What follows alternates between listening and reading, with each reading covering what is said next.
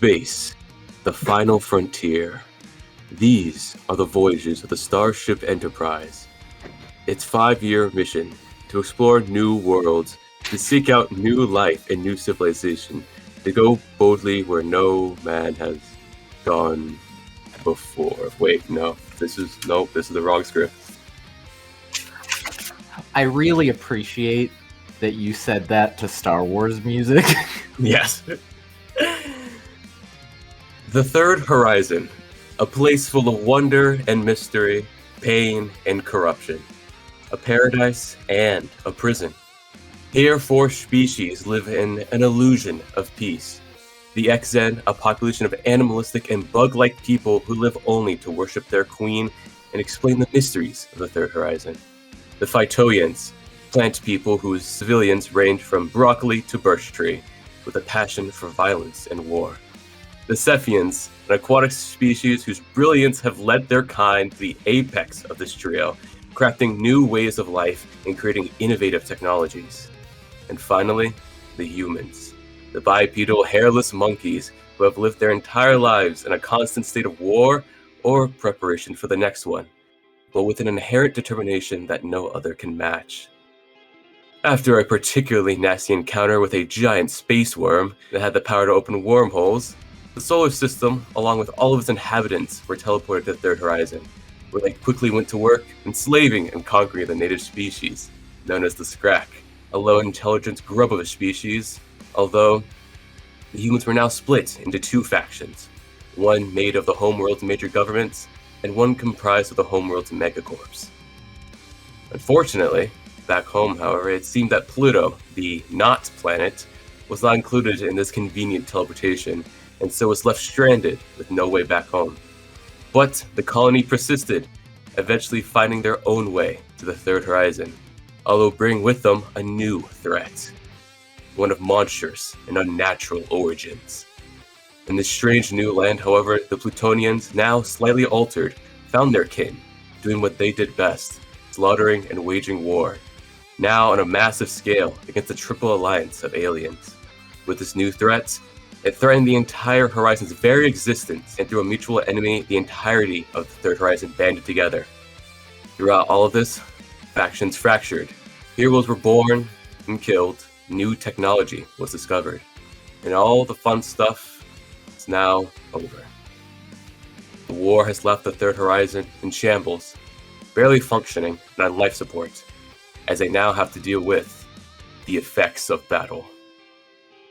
Here, we enter into the Sadal route, the place of residence for humans, or whether you are part of the Prime Corptors or the Elder Terrians, you will find all sorts of worlds, be they mindless, endless expanses of desert with nothing but dust for miles, where only mining minerals are exported, or a planet consisting mostly of water, with only a few islands dotting the surface, and even fewer being safe and hospitable for life, or an urban megaplex, containing buildings packed in tight and the people even tighter, while all manner of crime and skullduggery occurs, with neon signs just everywhere for some reason, or even perhaps a cold frozen tundra, and the only thing to do is starve or hunt wild critters for food, and icons forbid it if they find you first. Here, in the human cyberpunk dystopia, the only thing higher than the rent is the amount of disdain for alien species, and all they represent: being different. Around the highest plateau in the Shimmish Mountains lies Alburz, the capital of Sadal. The city is carved out of rock, is an architectural masterpiece. High towers pierce the skies, broad avenues zigzag between massive ziggurats. Slim bridges span across deep valleys. The sides of the valleys are carved into a myriad of buildings, taking advantage of the cliff's natural cool during the hot days. Alburz is a green city. Trees line the avenues. Much space is devoted to the terraced farming, and there are wide, lush parks with stunning views of the Shimmish. The city also extends deep down into the mountains. Textile factories or refineries for salt, spices, and vegetable oils have been carved out of dark depths below the city. Alburz is the system's administrative, spiritual, and economic hub. Several districts are devoted solely to bureaus and institutions, where scribes and archivists work untiring around the clock. In our first scene, we enter into the middle of a space battle. In the cockpit of a fighter ship, as it's surrounded by a hailstorm of bullets fired from a pursuing ship, the pilot expertly controls their vehicle, sailing at high speeds through deep space. Left, right, up, down. If you can even consider those directions in the dark vacuum where there is no solid ground and there is no help. Having just escaped from a high-security alien government facility with highly classified documents that could bring the war to an end, if only one man could get away from this last remaining enemy ship and get back to home base. Bright red lights start flashing on the screen as beads of sweat drip down the pilot's forehead, as they can do nothing to wipe it away as they have their helmet on. A warning appears in front of their face, indicating incoming homing missiles heading straight for their fighter ship. The pilot does a barrel roll to dodge the incoming missiles and successfully evades it as it sails past into the darkness. Breathing a sigh of relief, they realize that it is only short-lived as they see the missile come back into frame, doing a U-turn as it collides with their ship, exploding the vessel and its pilot inside into a million bajillion pieces. Archie, you die in the vacuum of space, unsuccessful in your mission. GG, sucks to suck, nerd. All right, Yeah. let's roll up a new character. Yeah. Hey, you know, I'm already fucking. that's just how the dice go. You know what I mean? Yeah. As the words "game over" appear on the screen, you breathe a sigh of exasperation. Izaak, could you please describe your character? Yes, of course. So, my name's Archie Tremulus. I'm a space pilot. You know, I'm a kind of tall guy, soft eyes, slender build. I have a lot of experience with flying planes, doing odd jobs, bouncing around from place to place, trying to figure out what my purpose in life, what my direction is, because I am not sure of my past. We zoom out to see Archie's dejected body set in the emosphere that people can sit into, fully immerse themselves into the piloting experience, where onlookers can still watch. As you take off your hollow helm, you look around and seeing the words of failure displayed on the screen in front of you, you begin to refocus on your surroundings. Looking around, you find yourself in the middle of an arcade in a mall, surrounded by other similar machines, all beeping and booping, with slogans and catchphrases being repeated endlessly. The only sounds that can be heard over the constant neon stimuli are the gleeful shouts and excited screams of children. Among the machines are the bored faces of parents and the stuffed faces of teenagers munching on the pizza and popcorn that you could smell from any corner of the arcade. And speaking of smelling grease, you suddenly get a waft of not pizza grease, but the familiar stench of oil and engine grease as a man's voice speaks to you. You know, I always hated that gimmick. They don't even tell you that the homing missile is still coming for you. Yeah, it's so cheap. I mean, come on. Gonna suck down my quarters. They gotta at least make it fair. Honestly. And you see this is a tall, handsome man with a slight stubble on his jaw, wearing some kind of harness strap around his chest, who's probably around his 40s. You know, the ship should give you an indicator, until the missile is destroyed. I mean, homing doesn't just go away. Mm-hmm. Well, I mean, like a real HUD would. Yes. He holds out a hand to you. Maybe reach out and shake his hand. Name's Archie. You? Quinn Farter. Quinn? You see as he waits a little bit, a couple beats, he seems almost as if he's expecting something. My last name? Tremulus. Archie Tremulus. Oh, you might recognize me if I do this. And you see as he strikes a pose that does not ring any bells in your head whatsoever. Man, I got nothing. I'm gonna be honest. Oh, you see as he kind of looks down a little bit saddened by this. Oh, well, I used to be a big shot dirt racer, although maybe kids your age wouldn't really, might be a little bit too young for that. Dirt race, like on bikes or pods or Hovercraft. hovercraft. I knew a guy back in the day. Went around on one of the colonies. One of your kind, real gearhead, always obsessed with his pod. Yes, those were the days. Unfortunately, those are a bit behind me. Although, don't get mistaken. All right, I can still whoop your exhaust ports, especially with that flying that you were showing on that screen. Hey, I'm rusty. Okay, it's nothing like real cockpit. You're missing independent thruster controls gone. The HUD navigation's garbage. There's no customization. Only a bad pilot blames their craft. Yeah, sure, buddy, sure. Can't get anywhere without good tools. Very important. If you really think that the controls are the issue, maybe you could try a different game. Go head to head, see what the others got. Oh, a challenge, I hear. Sure, lay it on me. What you thinking? You see, he looks around the arcade, and he points over to this one console that seems to be some kind of just like shooter game, essentially. Ah, shooting, huh? Well, I'm a little bit of a deadeye myself. Sure. You see as he kind of scoffs and says, I'll believe it when I see it. Let's go. You see as Quinn puts in a quarter and it clinks into the machine and the display lights up.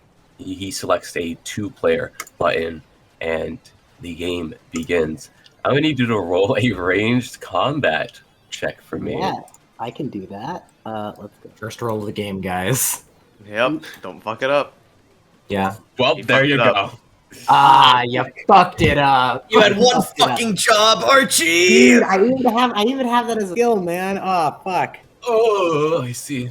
You see as this guy who's probably like twice your age absolutely whoops your ass in this shooting game. Fucking headshots left and right as you're just like trying to figure out like, is the trigger like stuck or something? This display, it's just really fuzzy and low poly and God. Of course a geezer like you can wreck face at an old fossil like this. I'm Jesus. sorry. Who you calling a geezer? I don't know. I said what I said. Sounds like a bit of a sore loser to me. And you sound like a bit of a washed up Oh, okay, all right. You've got some fire in you. Now, if only you could transfer that to the game and, actually hit something. Oh, ha, nice. Real classy. You hear, like, a small child start whining to his, probably to his guardian of some sort about something or other. Where? Is it the... A little bit over here. Oh, I see the child. Maybe I perk up and kind of see if I can hear. Quinn also notices this crying child, and as a little bit, it starts to kind of like wander over there to see what's going on. Hey, I'm top. No, he's like right next to you. He's just kind of leaning over. I'll kind of lean over as well and see if I can. You two do the Scooby-Doo thing of placing your heads on top of each other as you lean around a corner. You see a small shrimp defiant child crying to his mother, maybe?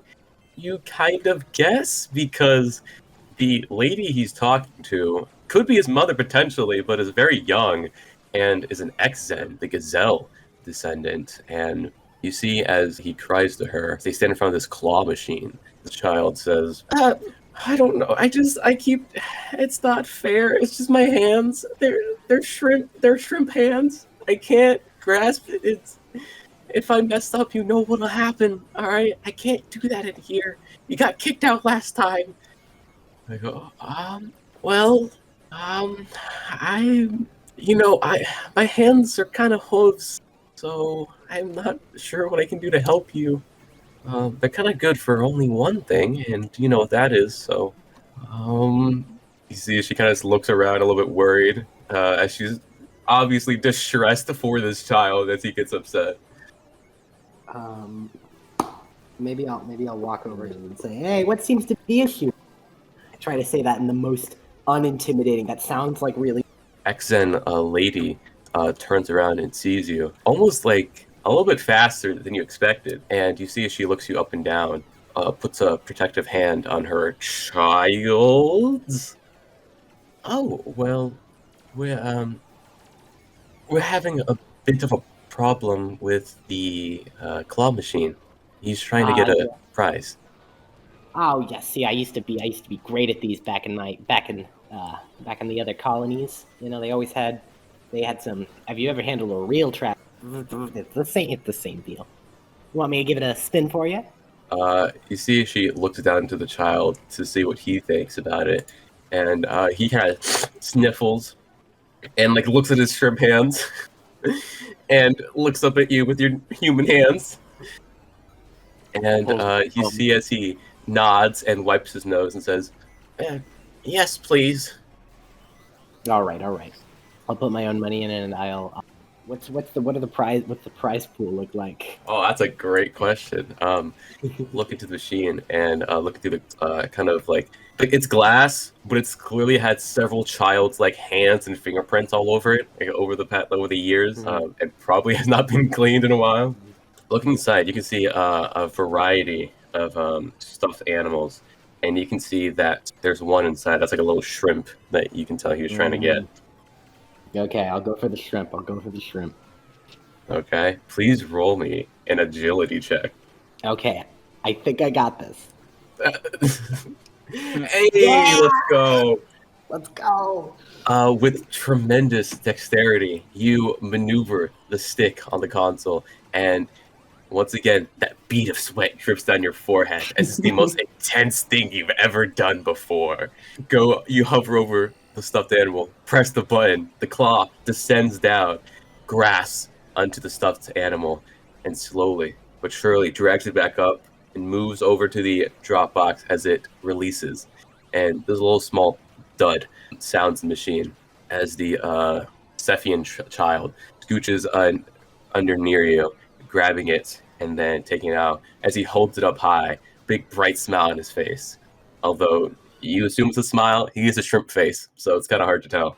But you see, he's obviously very happy. Shrimp barely. It's fine. Yeah. As he turns to you and says, "Oh, thank you, mister. What's your name?" Call me Archie. Okay. I'll remember that till the day I die. Whoa, that's a little grim there, buddy. But I'm flattered. You see as he smiles, and you see as his once again mother question mark smiles at you and says, "What? Don't worry, it'll only be a couple of years." A couple. Okay. I see. Well, I'm always happy to whenever I can. You know, it's always cute to see the kids enjoying their. It's a very important for. Not that I would really know, but you know, kind of like awkwardly like scratch the back of my head, like. Just like in the token. Yeah, exactly. There you go. Thank you. Really, this means a lot. Mm-hmm. All right, let's get back to the ship now. We don't want to keep the others waiting. As the child kind of is like, I wanted to stay longer. Sorry, it's just, we got a job to complete. You see as the child kind of humps as she turns to you once again and says, thank you again. It means a lot. No problem. You all have a good one. Stay safe out there. They both wave to you, and you see as they walk away, the Cephian child is like, "See, not all humans are bad." Oh, fuck! Wow. I mean, he did say we tried to enslave everybody. Yes, very hardly. Extremely so. Quinn also comes over. This small child fucking runs away out of fear. Gives you like a nod of approval. Well, it seems that a lot's changed in the time I've been gone. What? Do elaborate, sir. He sees he kind of looks like away awkwardly and is like, well, until very recently, I was off on business. I was indisposed and was not able to contact the outside world. Mm-hmm. So all sorts of news and stuff like that was kind of, cut off from me. Last I heard, we were still at war with the aliens. Oh, wow. Jesus. Yeah, I haven't heard that much on the front. I don't too closely. Yeah, tell me where you did learn to fly. I'm curious, only because it was so bad that I just want to make sure I avoid it at all costs. Well, let's just say I've always had a little bit of innate talent, I guess. And I've been doing flying odd jobs. I've taxi. I've been a trash compact driver. I've been a delivery driver. I've done all piloting work over the years, bouncing around. But I lost my memory a while ago. Don't know what happened. Just woke up one day in the middle of a settlement, and so I don't really know where I came from or where I learned anything. But I do think I have a talent for flying. So maybe it was something like that. Yeah, I think you do. It's a bit unrefined now, but maybe in the future, I think there's might be something in you, kid. Thanks, geezer. He says he chuckles, and you guys kind of sit there in uncomfortable silence for a moment until he snaps his fingers and points to you and says, "Oh, that's right. I remember. I'm. That's why I'm here. Yes, I'm supposed to collect you." Excuse me? No, not in the bounty hunter way. Don't worry. Your news has come in. Apparently, we're supposed to start taking missions. Mm-hmm. Missions for what exactly? I think it's for the whole division thing. Yeah. We're gonna be on the UCS Basilisk. Not sure I'm familiar. A lot of stuff like that comes across my feed. Don't know how to sort through all of it, I'm not sure, how exactly you were picked. You'd have to ask the captain about that. Whether I'm not sure if it was you applied or recommendation or assignments, but either way, let me reintroduce myself. I am Quinn, the head engineer on the UCAS Basilisk. Yeah, it'll be a pleasure working with you. Whoa, working. I gotta think this over. What would you say the pay was again?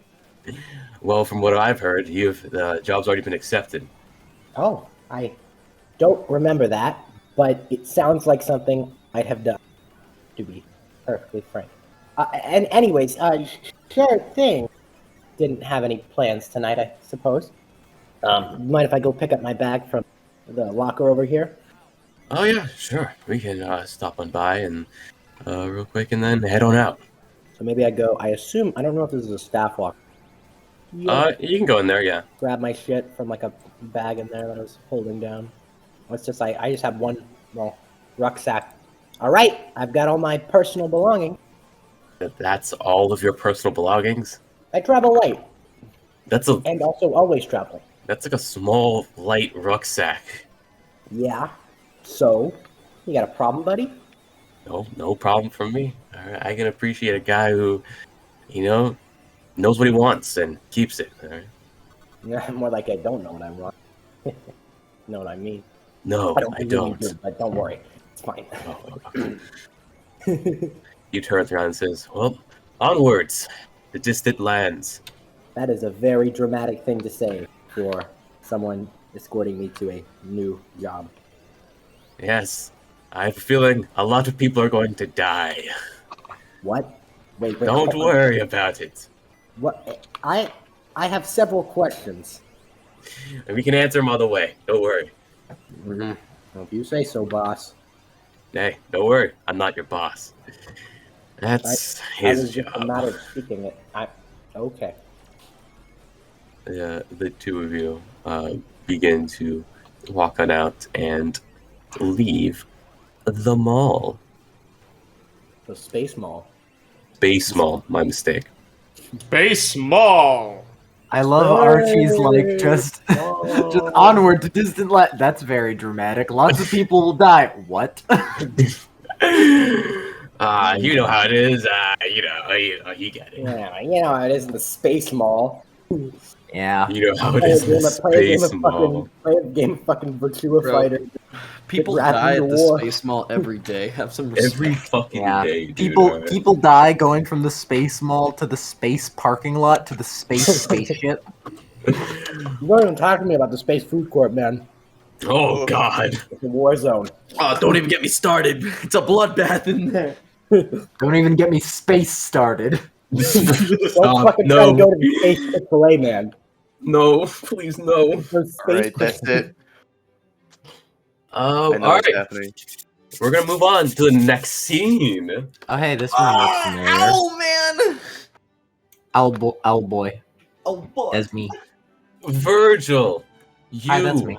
have been called by the High Council of Gaia, the ultimate authority in the human empire, comprising of half Prime Corpos and half Eldertarians, to the capital planet Sadal in the capital city of Alburz, for a meeting regarding fostering better relations between humans and aliens. The meeting is to take place in the council chamber, which you wait outside of in a hallway, with only a few chairs and weird abstract art pieces on the wall across from you. The hallway and the building you're in is a clean, sterile environment, with not even a faint hum of a light to break the silence in this uncomfortable atmosphere. In this hallway, sat on a chair, very dignified, would you please describe your character? Oh, that's me. I'm my character. You are! Whoa. The orange Cephian with kind of swollen tips of his fingers, as most Cephians have, and tentacles, 4 of them, coming out of his back, with a owl-like face and a beak, wearing what a human would describe as kind of almost a diver's suit, like one of those skin-tight things. Currently, either looking at some of the abstract art or writing something down. Both at the same time, actually. Every so often, flipping back from one page to write something down, and then flipping back to write down something completely different on the other page. Having tentacles, am I right? Yeah. Virgil, you demonstrate the signature ability of most Cephians, the ability to multitask. But Oh my god. better. You are the only one in this hallway, besides the 2 guards standing there watching you, equipped in heavy armor and high-tech weaponry, staring you down, waiting for any excuse, really, to kick your shit in. Do you think that Virgil has any nerves or is doing anything in preparation for this meeting? I'd say one of the things that I'm writing down is probably notes about certain relations between certain groups. Just kind of refreshing my memory, so to speak. Upon your notes, flipping back and forth between them, writing down completely other unrelated notes as well while doing this, as well as appreciating high art. After a moment, when you see one of the guards puts a finger to his ear, listening to his earpiece, and nods to his coworker as they both walk towards you with heavy metal footfalls, and move to escort you into the next room.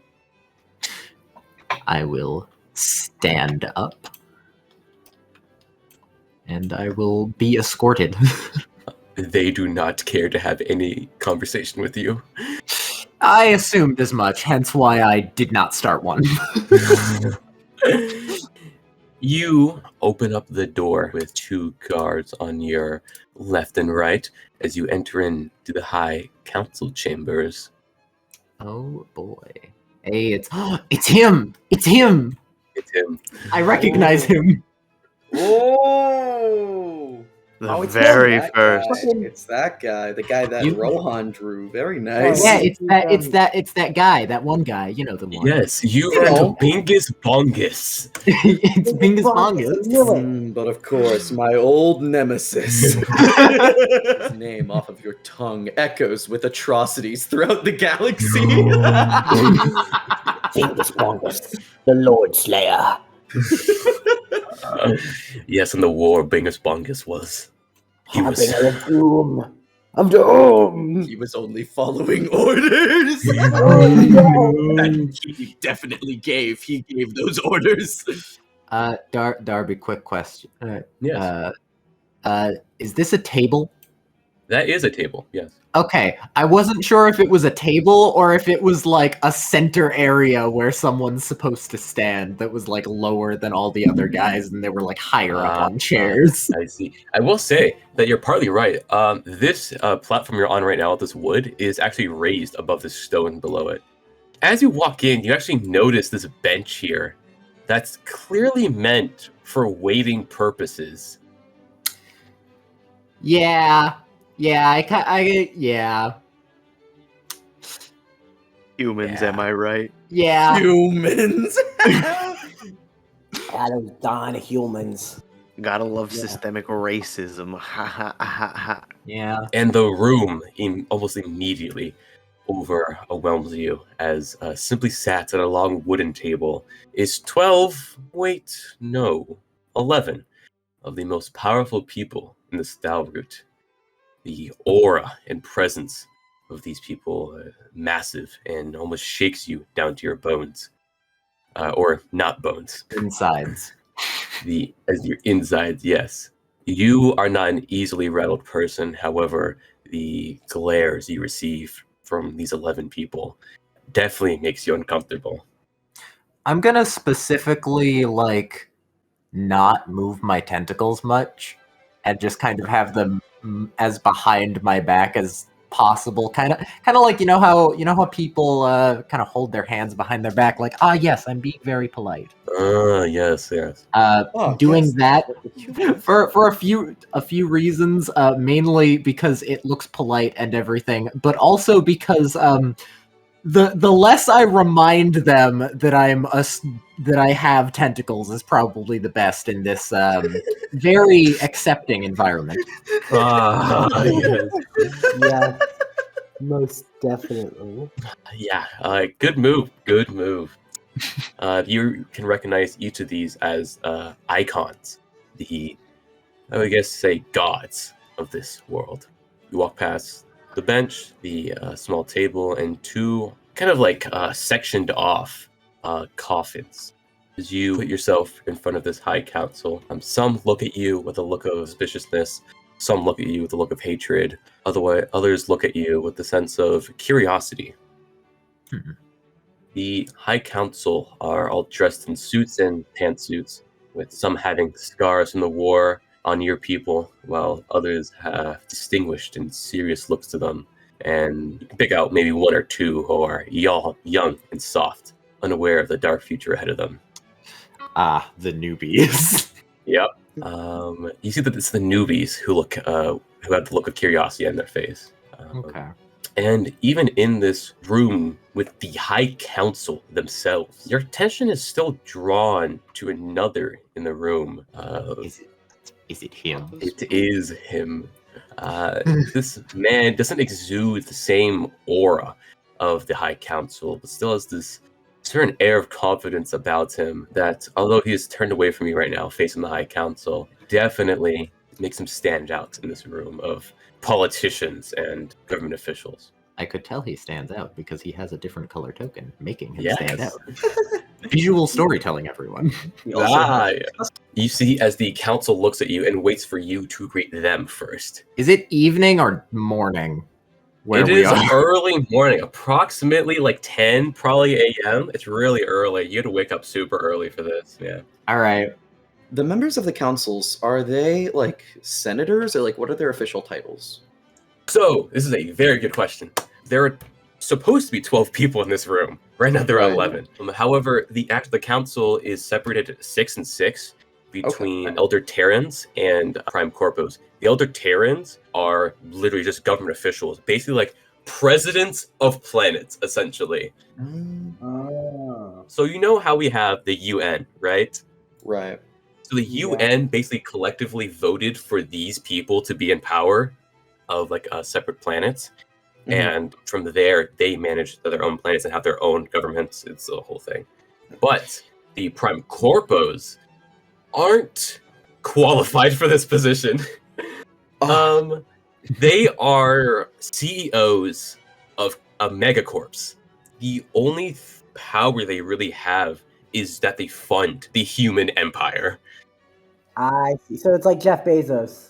Yes, you see a descendant of a Bezos off the left here. Yes, Senator Bezos. I know. Bezos. Wait, Senator Bingus Bungus. Senator Bingus Bungus. Yeah, but if you were to refer to the Prime Corpos, some would be CEOs, some would be like presidents of companies. You would probably call the Eldertarians senators, just as a general thing. Okay, cool. I have a question real quick. Is this a limit of the map that you clearly built by hand? Yes. Or is the fact that this room is clearly only built for 11 people a limit of the art style, quote unquote? Or in universe, is there actually an area for like a 12th person? You are standing at the area for the 12th person. Yeah. Okay, I thought that was a little odd considering the formatting of yes, person walks in and then this is the only seat on the carpet. Yes. Yes. So they wait for you to greet them. Right. Good morning, High Council of Gaia. I am Virgil. You actually see as this dude over here is like, you don't have a last name, right? It's just Virgil. No, I do not. You see as this person over here is like, oh, do you have like what's your real name? Oh, my real name is, and I proceed to make sounds that cannot be replicated by human tongues.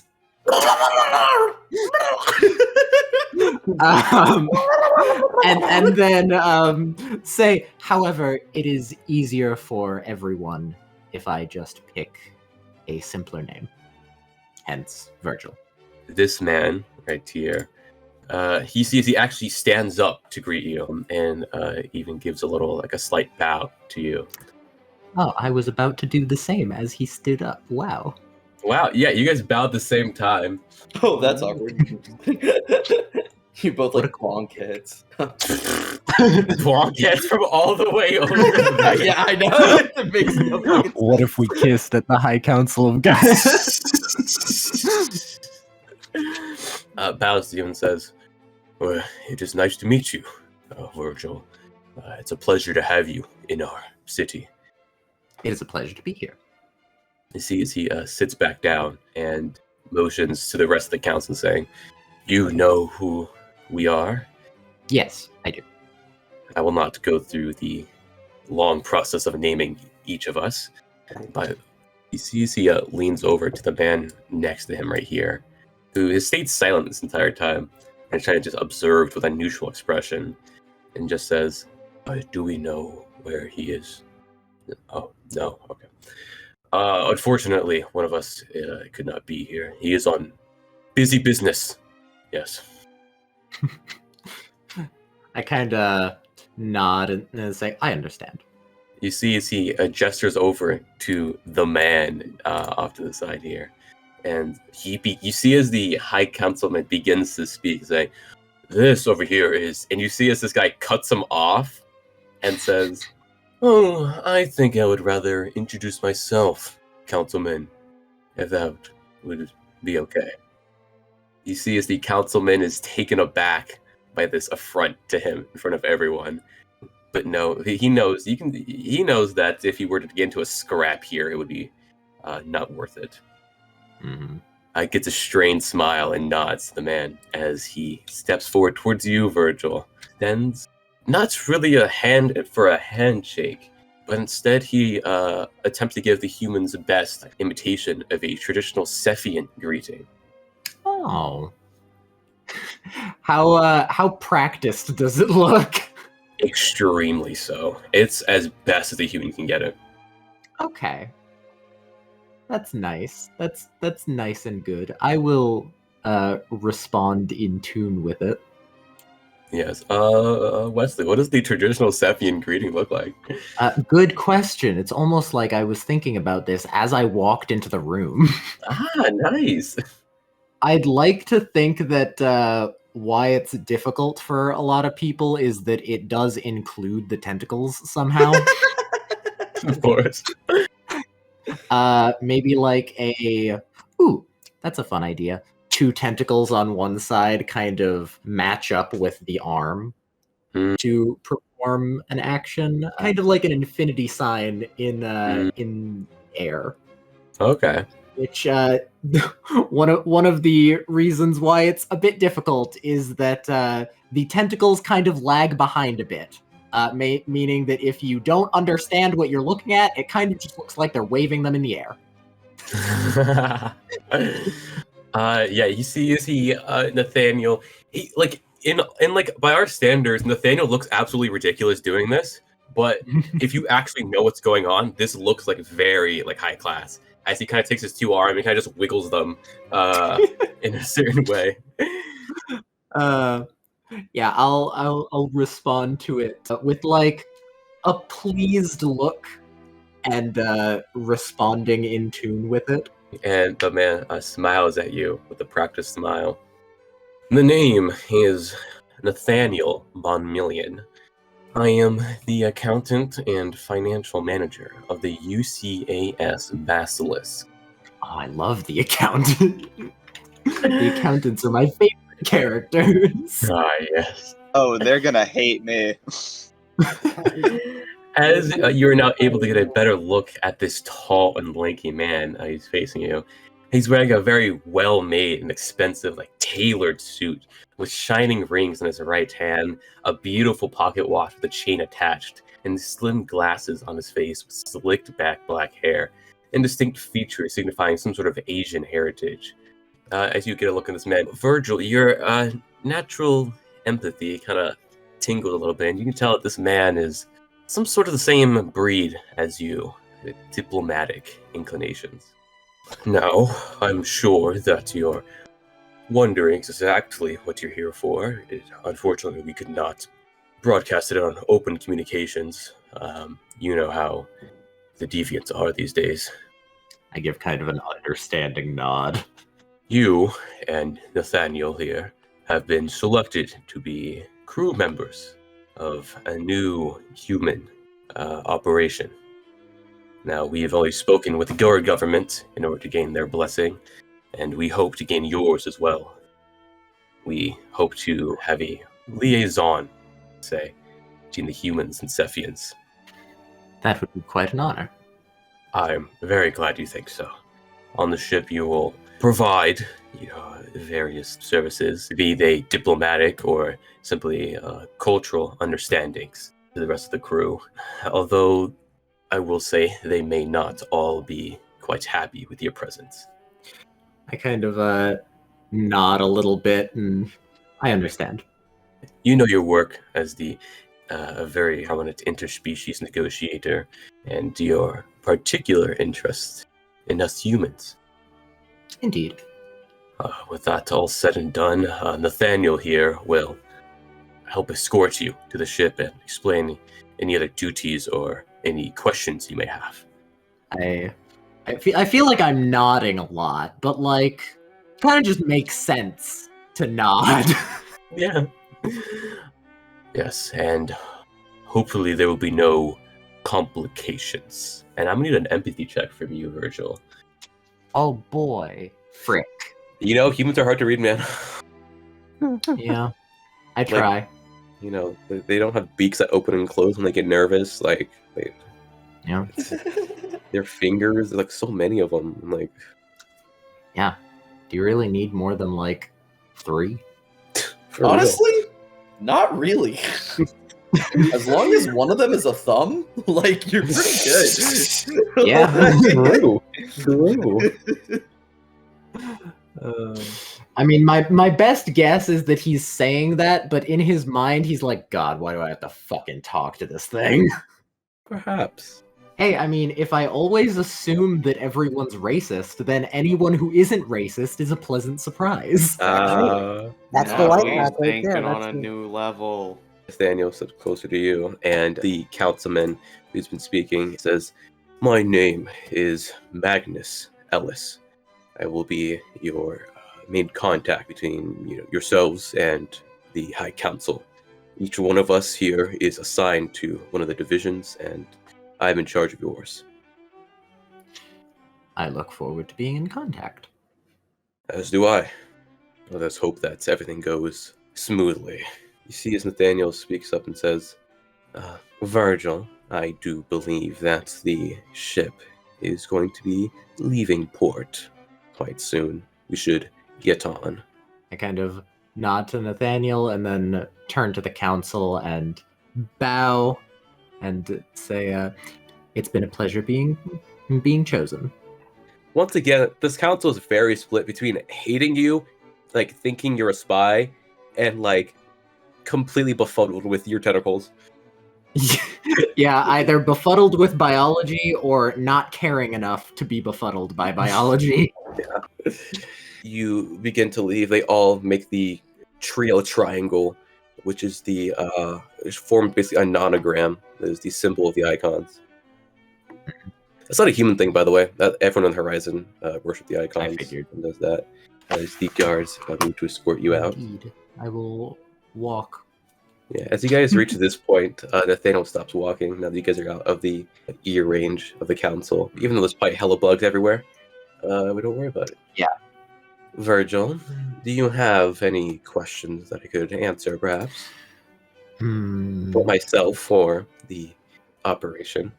Well, I suppose I would like the details on exactly who is going to be also accompanying, so to speak.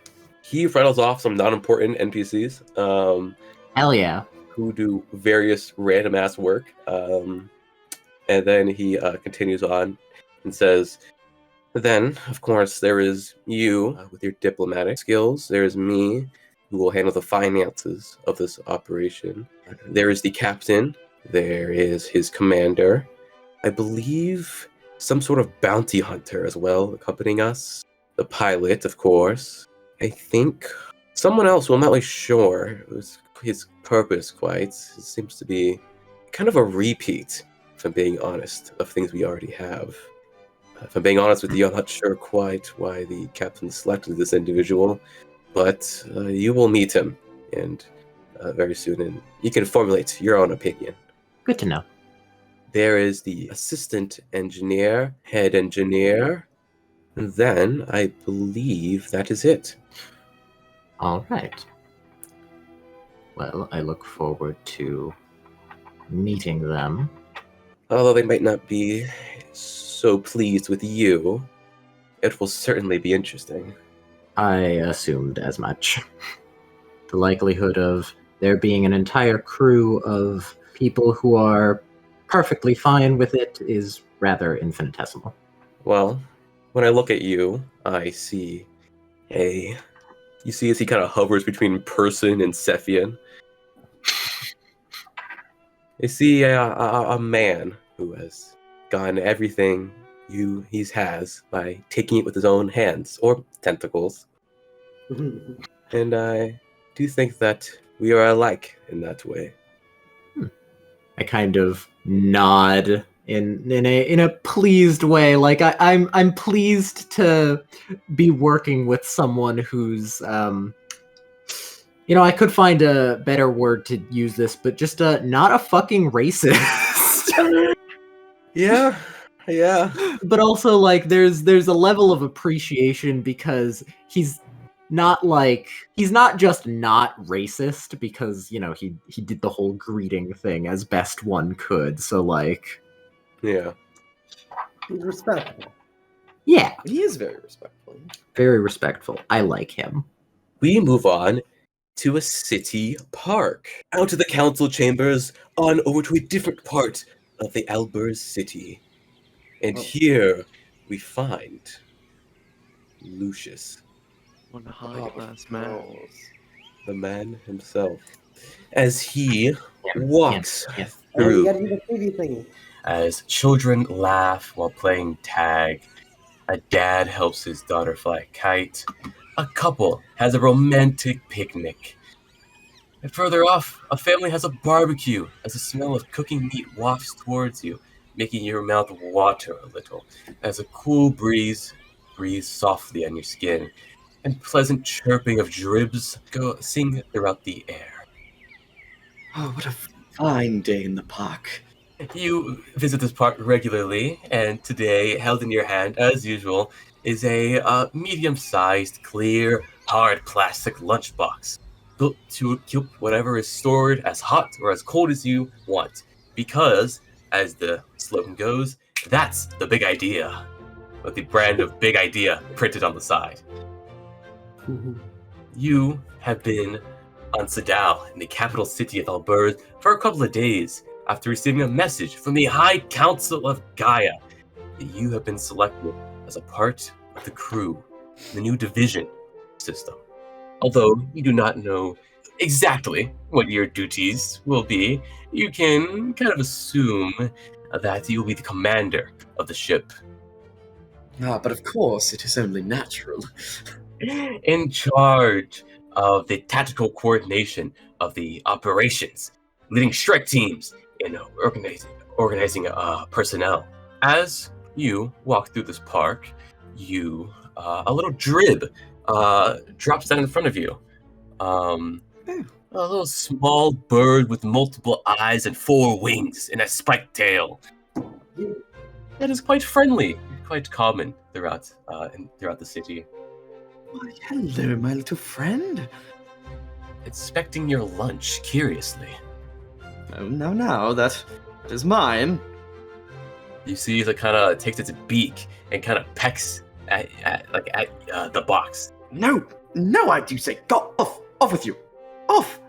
You shoo the bird away as it offendedly flies away, quite upset at your selfishness. Bird will remember that. You sit down on a bench, taking in the surrounding. There's almost a gazebo nearby. There's no roof. Oh, hence almost gazebo. Just feeling rather good this morning, I'd say. It's a lovely morning in what would appear to be the fall-ish time of year in this wonderful park.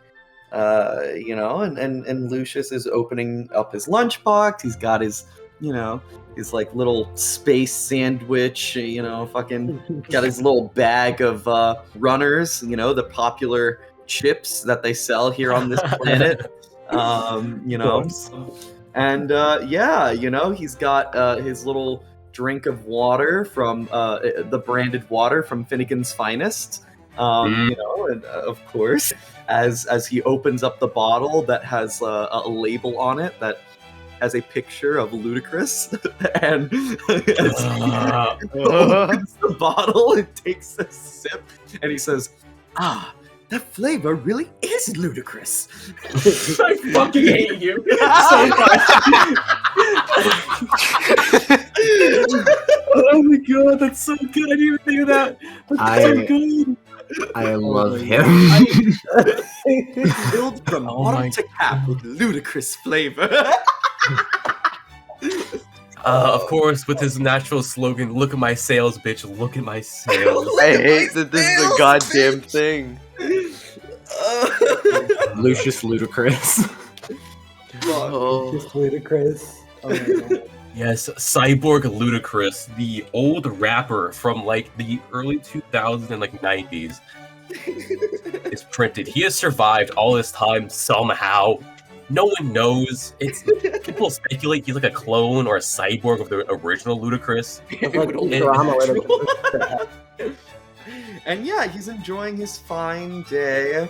as he opens up his space sandwich and takes a bite out of it. And the flavor is immaculate as he tastes the different space species of meat and plant and stuff. There's probably phytoia in there of some kind. Oh, those are people. Oh, God.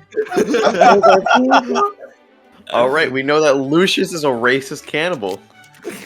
No, but like actually, the Phytoians do kind of, for lack of a better term, rent themselves out to be trimmed, to be put into food. Like there are lettuce Phytoians that will let themselves be cut up. Yeah, exactly. So then, there's a bit of Phytoian lettuce in here. Lucius feels a sentiment of moral ambiguity as he eats it, as he's not sure how, questionable this is, as they are a sentient race, but it's fine. Is that akin to like donating hair?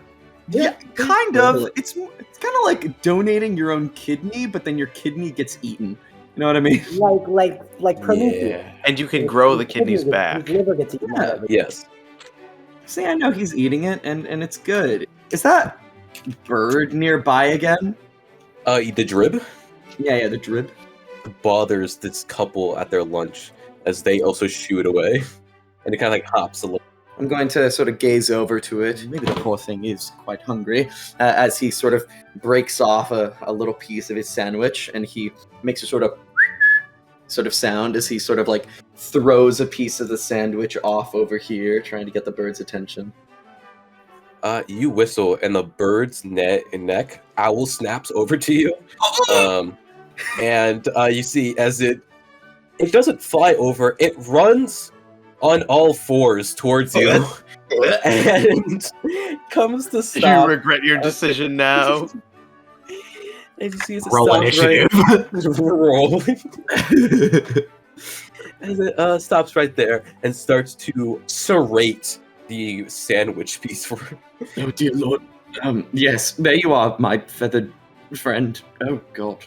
It's quite pleased with this. Lucius, you are fortunate enough to be able to afford real meat. Most people in the Third Horizon eat some kind of soy, like, artificial substitute.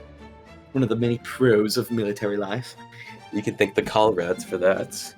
Yes, quite. It seems like society is bringing itself back together again. A return to normalcy, as one would say. You say that as you look over to the barbecue where this family is literally roasting one of the drips on the grill. I spoke a little too soon. These children are homeless and are wearing rags and are very malnourished. This Looks couple, like things really are returning back to normal. I'm glad to see the wage gap is strong. I come back and there are 3 homeless children and not 4. Amazing. It appears that they have eaten the fourth. They've gap eaten is the fourth. rising by the day. Ah, yes. Praise be. This couple is in some kind of domestic dispute that you do not want to involve yourself in. And this father and daughter seem to be, he doesn't have custody of her. This is his one weekend with her. We'll get once used a to month. it, chap. This is like You one of are those never pictures getting where your it's the kid closer back. you look, the worse it gets. You finish up your lunch. You have the scraps. There's a trash can right here. Of course. You can throw your stuff into. Of course, you would never litter. No, of course not. Not in this fine park. Unless, There's of course, something it's to my convenience, then I can. Of course. That is something only an Exen would do. Past this statue in the center, depicting an old war hero with a plaque in front of it. Something, Hercules. The man who led the humans out of the Arai system and broke through to the Kua system. Over here, a little board. One of which you recognize as Cold Harbor. It catches my eye. Hey, look, it's the chessboard that's a 7x7 grid. Listen, man, you can't be doing this. You can't keep. Shut up. Oh, you guys Space have no idea. chess. As you approach, almost like a teenage Cephian, kind of staring at this board, curiosity and a little bit of befuddlement. It is strange to see a Cephian of all aliens so far into human territory. They're the farthest from the Sadal route of any of the races. I walk over and sort of examine the board. What's the state of it right now? Like who's It is unplayed. as I walk over and look over to the Cephian teenager and say, "Good day. I see you're sitting. Fancy a game of Cold Harbor, do you?" Is that what this game is called? Oh, I see. You're not aware of the actual nature of the game. Well, yes, this is a Cold Harbor, a very popular strategy-based naval warfare game. Would you care to play? I can show you the general basics, and perhaps even play a game or so. You see as he kind of looks around nervously and says, is it okay for us to be seen together? Of course. Why wouldn't it be? I don't know. It's just I'm on a trip here with my school, and we're here to see the capital. So we were able to be let free. Although we have our tracking chips in us, obviously. But My boy, I'm very aware of the nature of how civilization treats us in terms of the differences of our species and race, but trust me when I say it is of no matter to me whether you are a Cephian or Phytoria. It means very little to me. You're a person, are you not? Yes. Excuse, I'm sure you're nervous. You are a person, just as I am a person. There's nothing wrong with that. Besides, we're just playing a little game. No harm can come of it. Here, allow me to show you, as I sort of take my seat on the other side. And roll an empathy check real quick for me, just before you continue. But of course. Nice. As you think to yourself, you said that, like, what harm could come of us playing a game together? But you, like, a lot actually could. You are a human in military uniform with a young Cephian teenager in the human capital, of which only in the recent months have other alien species even been allowed into the Sadal route. There is still a lot of things that could go wrong.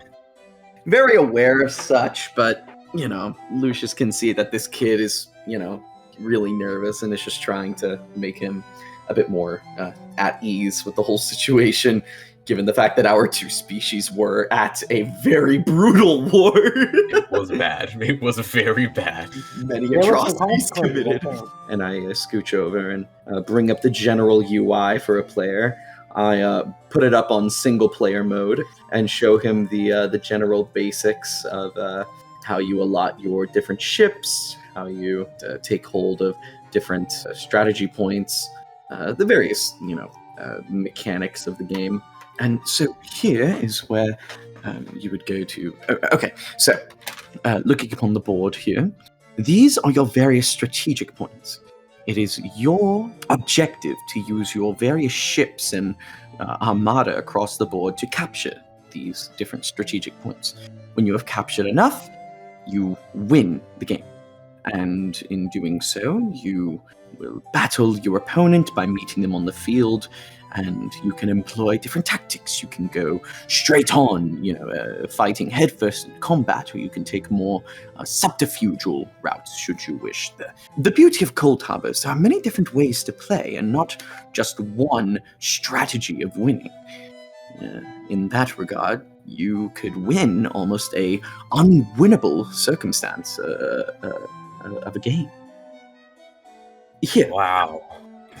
Why don't you try assigning this task force to go over to this strategic point, as I point over to one.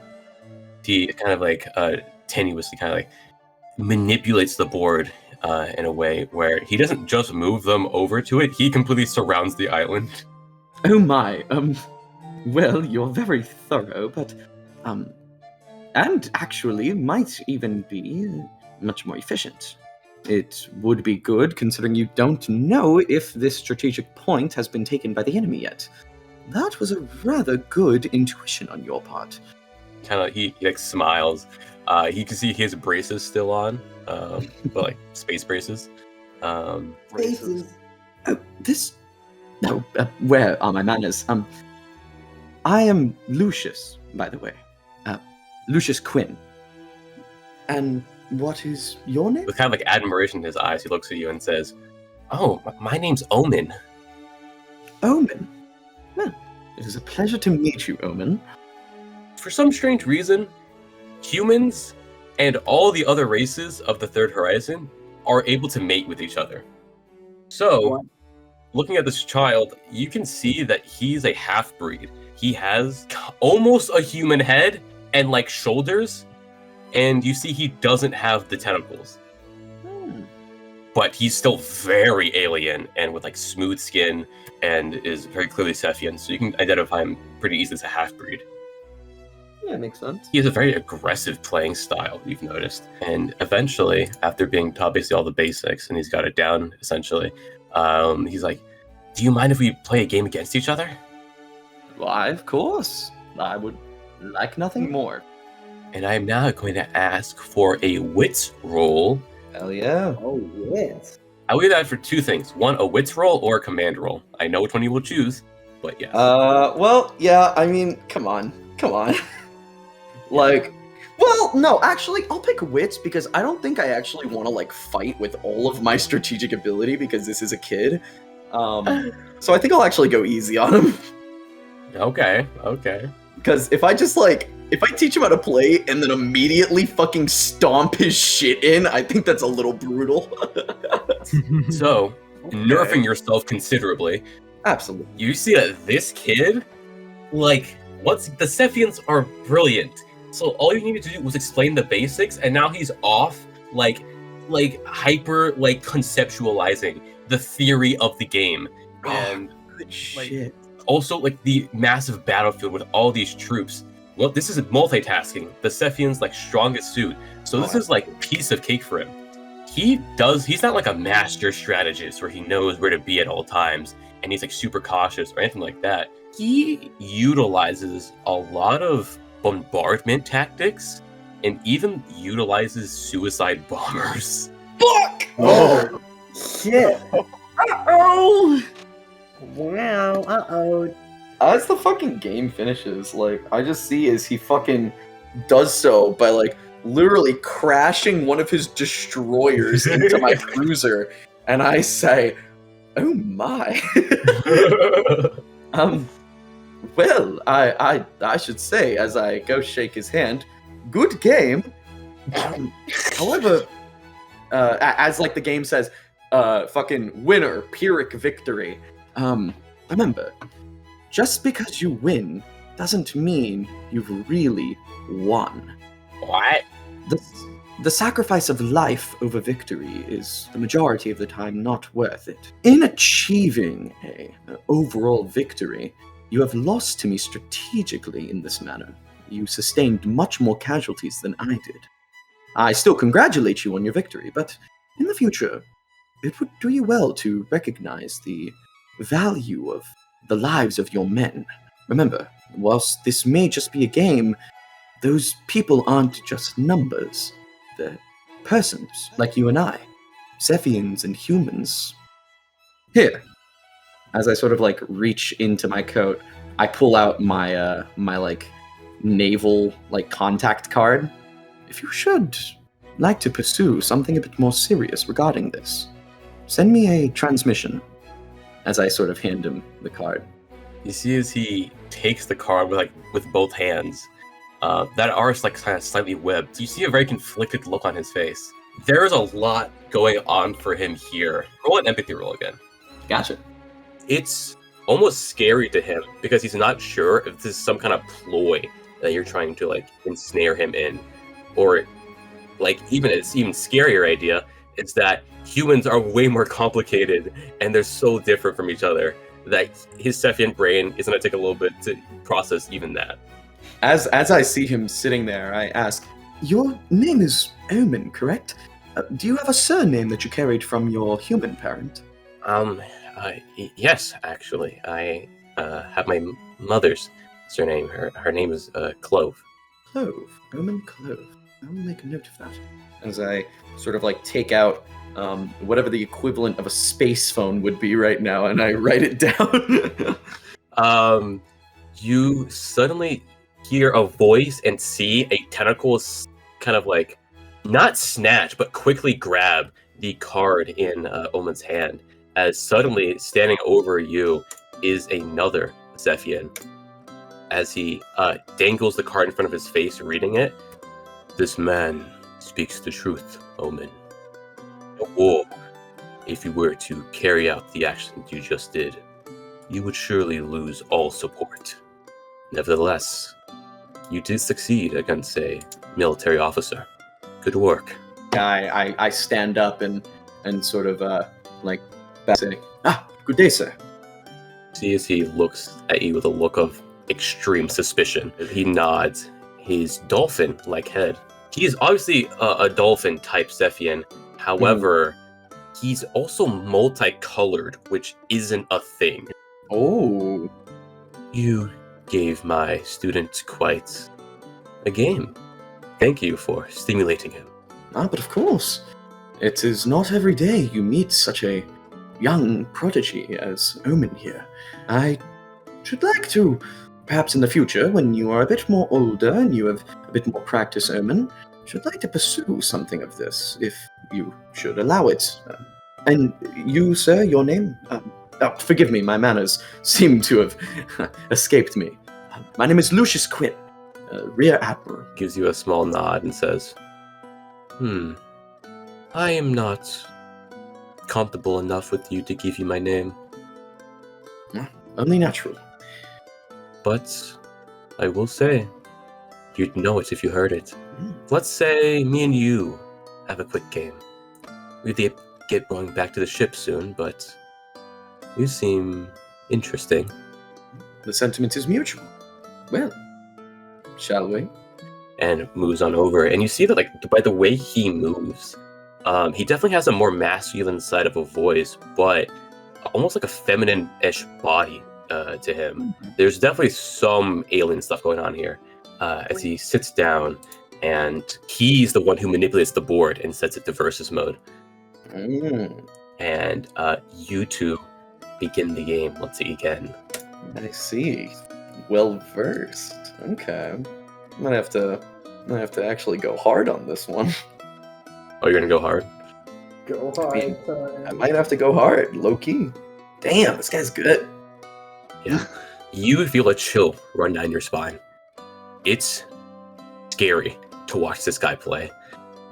There's a very strategic component to the point system itself of Cold Harbor, which is that you want to surrender enough so that you don't lose a bunch of points, but you also don't want to just keep surrendering over and over and over again, giving the advantage to your enemy. Right. But the way he moves around this board, you almost want to surrender to him. Bro, it's the fact that he's got those tentacles. He's just doing like a million shit at once. I can't keep up. He's not using his tentacles. He's using like one of them to move one piece like every 5 seconds. Jesus. It's so slow and deliberate and just like picture perfect that you will be running an operation onto just an island, and you'll realize that the island was a mine. Somehow. It's insane. And then all of a sudden, submarines come up from behind you who apparently had like cloaking shields on to like prevent you from scanning them. Oh shit. I say, these tactics. He gives you a look of respect as he extends a tentacle to give you a handshake. Mighty fine game. Likewise. I have not had such a stimulating experience in... might have been years. A worthy opponent indeed is very rare to find. As I reach out and shake his hand, you have my respect, my good sir. And you have mine, although it seems I will still be in search of my true rival. You say with a little smirk, good-heartedly. Don't search too hard. Tell me, when we meet again, can we have another game? I should only hope. It would be my pleasure, good sir. Nods to you. Omen, ship, it shall leave soon. Let us take our leave. Omen nods, stands up, and doesn't really know what to do. He's like, bow, handshake, wave, maybe? Bye. And just skitters off. I look over to the teacher here as I also give him my card. Do tell me if there is any sort of growing potential within him. I believe a place for him at a military academy would be most suited. The boy has a great potential. He takes the card for himself and says,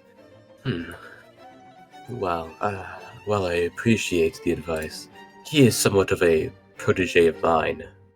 However, I will think about it. Of course. And should you think it be best, I attended an academy at my age, and being an alumni, I'm sure I could easily secure him a spot with a letter of recommendation. But only, of course, if you should give me the blessing to do so. I do not believe it would be my blessing he would need. Most likely the Academy's, which, for a Cephian, I'm sure he will not attain. And times are changing, and who knows? With the recommendation from a military officer, they might be willing to make an exception. It's really a shame that they allow such segregationalist policies to be in place, but it is merely tradition, as opposed to written in law now that the war is over. So, as much change as we can make, it should be done.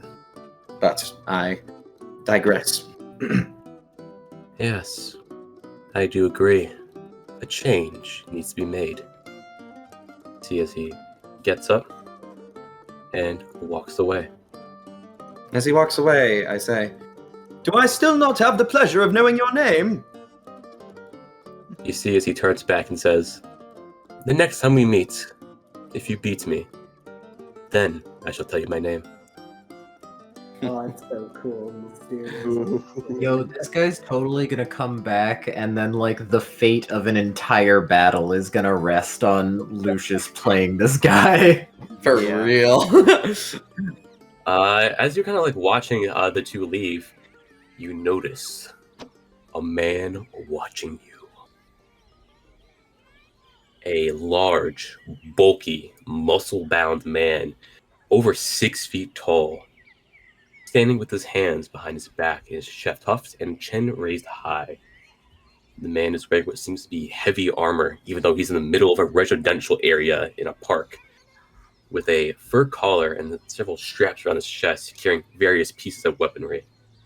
But the detail that catches your eye the most is the helmet he's wearing, one with deep black eyes and sharp angular horns protruding from the front. Seems to be wearing the traditional Elder Tarian Army of the Stars color, and doesn't seem to be aggressive towards you. Just kind of stock still. Although you do see children pointing at him and are very scared of him. And once he notices you notice him, he marches forward. As you can hear the crushing of leaves under his heavy feet as he heads right towards you, getting right in your face. Like just on the cusp of where your personal space like starts and ends. Yeah. Hello? Can I help you? Yeah, you can. My name is Harvey Ellis. I am a member of the Army of the Stars, and I am here to collect you. Oh, a military man! As I get into salute, and I salute him. Good day, sir.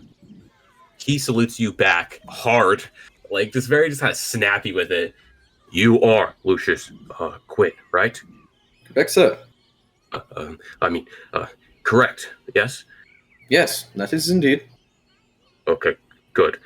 I am the commander aboard the UCAS Basilisk, in charge of tactical coordination of the operations, leading strike teams, and organizing personnel. He holds out a hand to shake you. Good day, Commander. He gives a very strong handshake. It seems we're going to be pretty close for a while, so I hope we can get along. I hope that you can take orders well. You shall have no issue with that, sir. It will be an honor to serve under you. According to the captain, it is now time for the crew to form and to start reporting for missions. So, if you have nothing else going on, then let us head out. Right, naturally. Why is this guy making it so fucking weird? You can tell, like, looking at him, that he knows what he's supposed to say, but he's obviously not well versed in actually saying it. As he he turns on his heel. That's so weird. Perfect Helix common ready. And then begins to march. I go and follow him. It's this way. It's this way. Yes. Right. No. Of course. I would only imagine. Yeah. It's good to see you again. I mean, I hope you're reporting for duty. Right. Do you need me to pull up the map location or something? I actually, yeah, that'd be really useful. Actually, I don't know where. Yes, okay. I'm just imagining this big guy in the armor doing the like 2 pointer finger touches together. We move from the peaceful surroundings to deep, the jagged mountains of Alburz. Shit.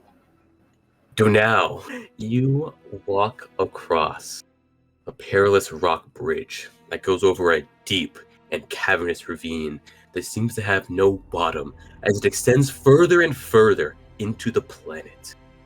Around you are the rocky Shimmish mountains that define the outskirts of the capital city, with a mix of rock and lush green, filled with the cry of flying creatures and the roar of monstrous beasts that you are all too familiar with. Sweat drips down your face from the treacherous hike into the mountains, and the cool breeze that dries the sweat also threatens to plunge you off the side of the bridge and lead to your tragic death should you take one misstep.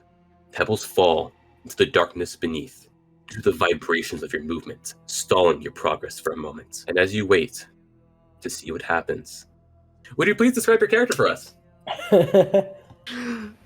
Yeah, Dhonall is a 5'10" Durak, clad in like this brown armor with a fur collar. The brown armor is like a hardened leather, and he's got multiple like sacks around on him for carrying various items and whatnot. And there is a symbol on his forehead. Dhonall, he's covered in scars with one eye completely clawed out, and various many all over his body from adventures throughout the different planets that he has explored and charted. The reason for your being in these mountains in the first place is you were tasked with searching for a missing pet that had run away from its owner, a 9-year-old girl. Usually, you'd be hunting down a monstrous, rampaging beast, but you're only in Sadal for a couple of days, waiting for when you'd be joining the division you were assigned to join. And needing some quick cash, you decided to go for more docile prey. You are looking for a pink decuus, a small critter with a bulb-like head and several tentacles underneath that uses to maneuver, named Fredgy. Like, as I get to the end of this bridge, are there any, I would assume that a decui has very distinct tracks. Yes, it's a lot of, like, long, like, slender, kind of dragging motions. Would I be able to see any of those? You look around and manage to spot a couple of tracks leading off in this direction. All right. You pass by a log. You see a critter somewhat resembling what may have been a reptile somewhere up ahead, above you. However, Very quickly, a giant beast flies directly over you as it shrieks and disappears, telling you that you are not alone in these mountains. It is not a good sign. Not good at all. You continue following the tracks, and you see as it leads to this one bush over here. As you stop and examine your surroundings, you can see rustling from this nearby foliage, and almost like the snapping of twigs in the bushes. It's this bush, correct? Yes. I'm gonna silently make my way around it to see if I can get a glimpse of what is inside at all. And the tracks do lead right to it, and you do see kind of like a bulbish-ish type head going on there. It's hard to see through all the twigs and leaves and all that. Hello? Little Freggie? Is that you? The thing inside of it jumps out at you. As you see a young woman with twigs in her hair suddenly glob onto you, obviously very distressed and very dirty. As you don't know how she got here, but you came the only safe path here. What?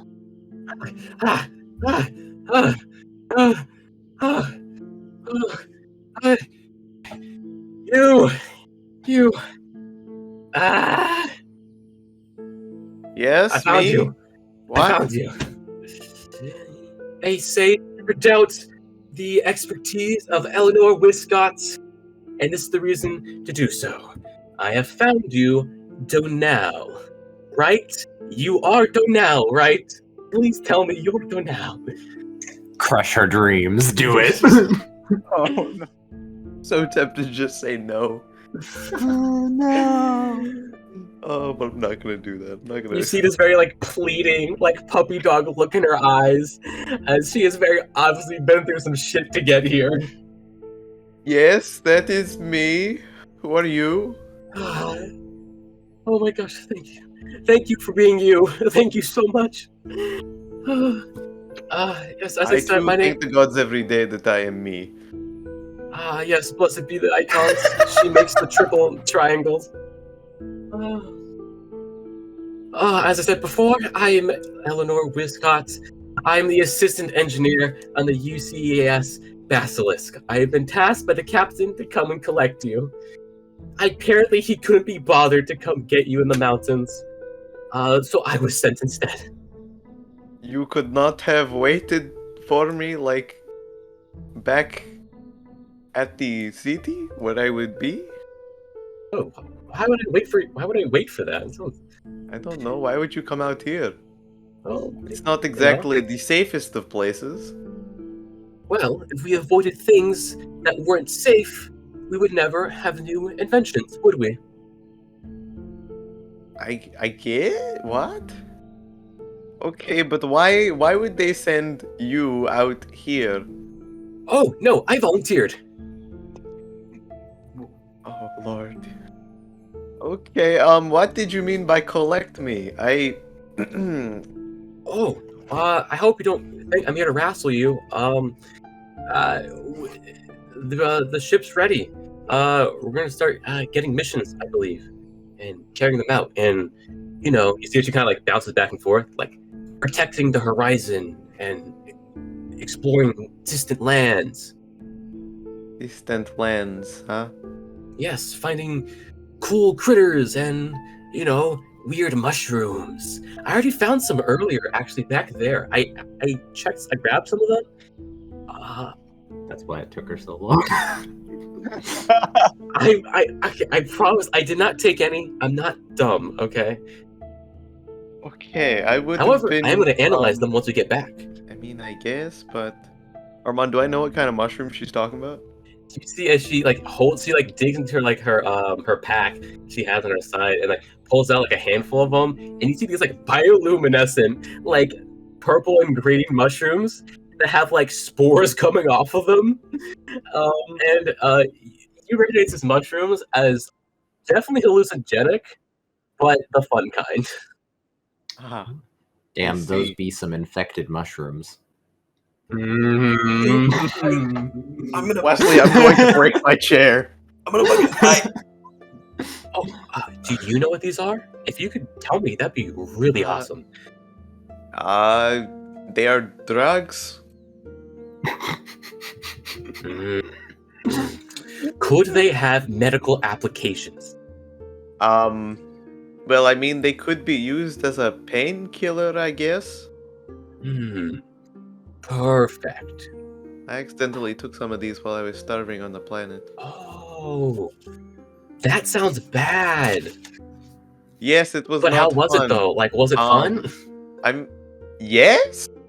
I would say they are fun, but I did not have fun at the time because I was alone and afraid in the dark on an unknown planet, so Oh, that sounds it like depends really. on the situation. Sounds like you really got shafted there. Shafted. That is just how my life is. Oh, that's really sad. I'm sorry. That sounds like it really sucks. Do not be. It is a fun job. Oh, I'm glad. You know, well, now, because we're here together, if either of us were to take these mushrooms for whatever reason, then the other one would help keep them safe. That is very true. I do not know how well you could possibly keep me safe, but I could keep you safe. Easy, but Oh, trust me, all right? I've been in my fair few, brawls before, and you see as she, like, rolls back her sleeve, and she flexes, and you see, like, a mountain of muscle appear on her body. Looking at Eleanor, you see that Eleanor is, like, pretty short. She's, like, 5'4", probably, but she's incredibly ripped and just, like, very, like, strong looking. She's probably, like, in her mid to late 20s. She's wearing, like, overalls. She probably has, like, some dirty grease on her. She's, like, wearing some, like, heavy work boots that are clearly meant to be used in a metal ship and not in the outdoors. Let's just say she's probably very hands-on with her projects. You can tell. I see. Okay, that's okay. I believe you. And I've got these. You see, she pulls out from her satchel these two massive, like, exo work gloves that are meant to, like, work on, like, big ass robots. Why do you have those out here? Are you going to crush somebody's skull, or? You never know what you might find in the wild. That is true, but I can't really disagree. Yeah, like, what if, like, a tree fell on, like, near you and, like, I had to, like, lift it off, right? Then it's come really in handy. Or what if, like, a giant random boulder was blocking our path and we couldn't, like, walk around it for some reason? Because, like, there's space beside it, but, like, for some reason we just can't walk past it. We need, like, a special thing to get past it. But, like, then these would come in real good handy. Haha, handy. Yes. You see, she gives, like, a big old smile to you. Oh, okay, but okay. So I cannot return to the ship just yet. Oh, why? I'm not out here for my own enjoyment. I have something to complete first. Oh, well, what is it? Maybe I can help. Have you by chance seen a pink, bulbous-headed tentacle thingy named Reggie? What, a Decuus? Yes. I think I may have seen a tentacle monster somewhere, like, up there. He, like, kind of points to this general area. But not wanting to turn into a girl in a really lewd anime, I kind of avoided it. What is? What is? I don't know what anime is. I mean, just, like, think about it, right? Like, I'm, like, an alone girl, like, off in the mountains by myself, looking for, like, this, like, brooding, like, dangerous, like, monster hunter right? And then I come Am I across. brooding? I wouldn't say, but like, I didn't know you before, right? This is like the idea, right? This is like in my mind. Okay. No, you're actually very nice. I like you a lot. She's so wholesome. Thank you. But I didn't really like just kind of like the idea of like a guy with scars and like markings on his face, a Plutonian. It's all very mysterious. See that? Yes. Had I could have gone down the brooding path. Not going to lie. Please don't. You're really. I'm I like not- how you are now. I think that's I'm really not cool. going to. I don't have any plans on being that guy. Unless something really tragic happens, or like some of your backstory comes back, and like it makes you relive all these terrible memories, and then you become like depressed for a little while. But then I pull you out of your depression through the power of friendship, and we're all better off for it. She's such a fucking space weeb. Yes, they're fully weeds. The power of friendship? Oh my that god! I thing? need to show you so many things when we get back to the ship. Okay. I mean, not like I have much to do. So, squid monster. Yes. He's pink, so he should stand out, no? You would think that, wouldn't you? Yeah, I've not dealt with too many small, docile animals in my lifetime. Oh, I love little small critters like that. Oh, They're so Stephen. cute. Back home, Spiders. I have a bunch of plushies on my shelf. Where I have a whole collection of Bomby babies. Jesus Christ, fucking. Oh They my call fucking god. baby babies. She's amazing. Yeah, like those Bop figurines. I think I do. I might have seen a couple on the market. Yeah, I have a couple of those. Although it's really expensive to buy like a lot of them, and there's so many, and like half of them are from stuff that no one even watches. So like. I do remember those. One of my good friends back on Pluto used to collect them. Oh, really? Like I knew you're a Plutonian, but you're actually from Pluto? Yes, we all are. No? Yeah, I thought so. I just didn't want to assume anything, cause yeah. But how's that? Is it cold there? Very cold and very barren. From what I was told, it is like Russia or Siberia. We have that here. Yeah, I think they're called the CICO. They're a part of the Eldertarians, I think, or something like that. But yeah, they're basically Russians. I have to meet one of them. Yeah, they're really mean. Oh, Yeah, it sucks. But I heard they have this thing. What's it called? It's a really Russian name. It's a food that all of them eat all the time. They really like it, so I like to like it too. you like what? Even though it is bad? Well, just because something's bad doesn't mean you can't like it. I would just think those are two opposite things. It's bad. Why would you like it? When it comes to food, I mean, it's not just the taste you have to think about. It's the people who made it, the love that went into it, and the history of it, and where it comes from, and what it might mean for the people who eat it and all that stuff, and just how what led to the increase. I don't know. It's just. Oh, it's so you like the culture behind it? Yes. Okay. Yeah, that I can see. I don't know why you would just force yourself to eat something bad. That just doesn't. Oh no, make I do that sense. all the time anyway. Why? Because if someone makes me food, I feel bad if I don't eat it. So yeah, that's just kind of how it goes. My dad, when I was growing up, my dad like cooked a lot of like enchiladas and stuff like and like make the jalapenos and all that stuff. And so he taught me that you always eat what's served to you and eat all of it, even if you don't like it.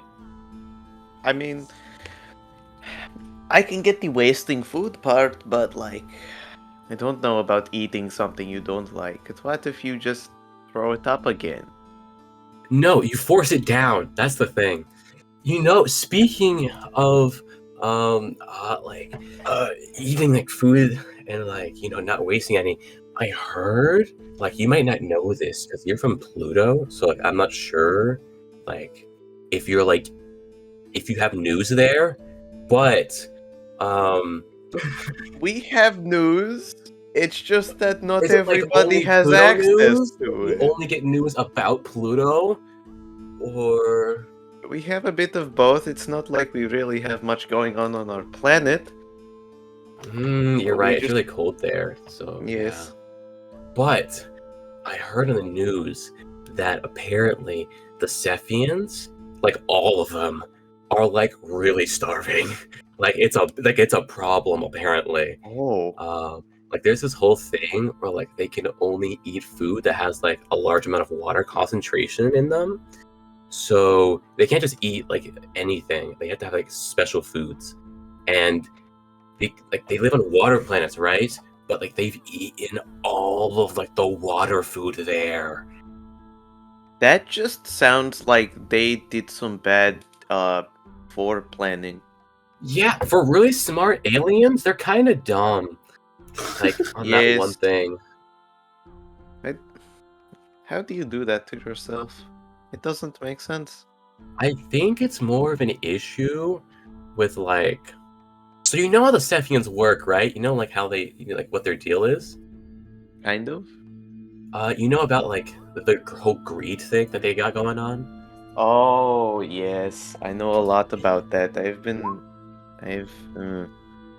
Yeah, I think it's this is my personal theory. Like I'm sharing this like just with you, so don't tell anyone. But I think that what it is that the Cephians don't have a concept of greed really. So they don't have like a concept, I think, of like hoarding things and like keeping them, So they're kind of like communist, Oh, I see. So they're Yeah. stupid. I wouldn't put it that way. But you could.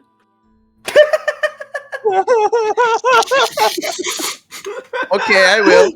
You see, she kind of smiles and her nose scrunches. She looks around and says, "Oh, we're supposed to be looking for the thing, right?" Yeah, oh yeah, oh yes.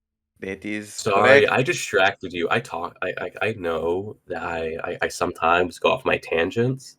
So it's really nice to have someone who will like indulge me in that.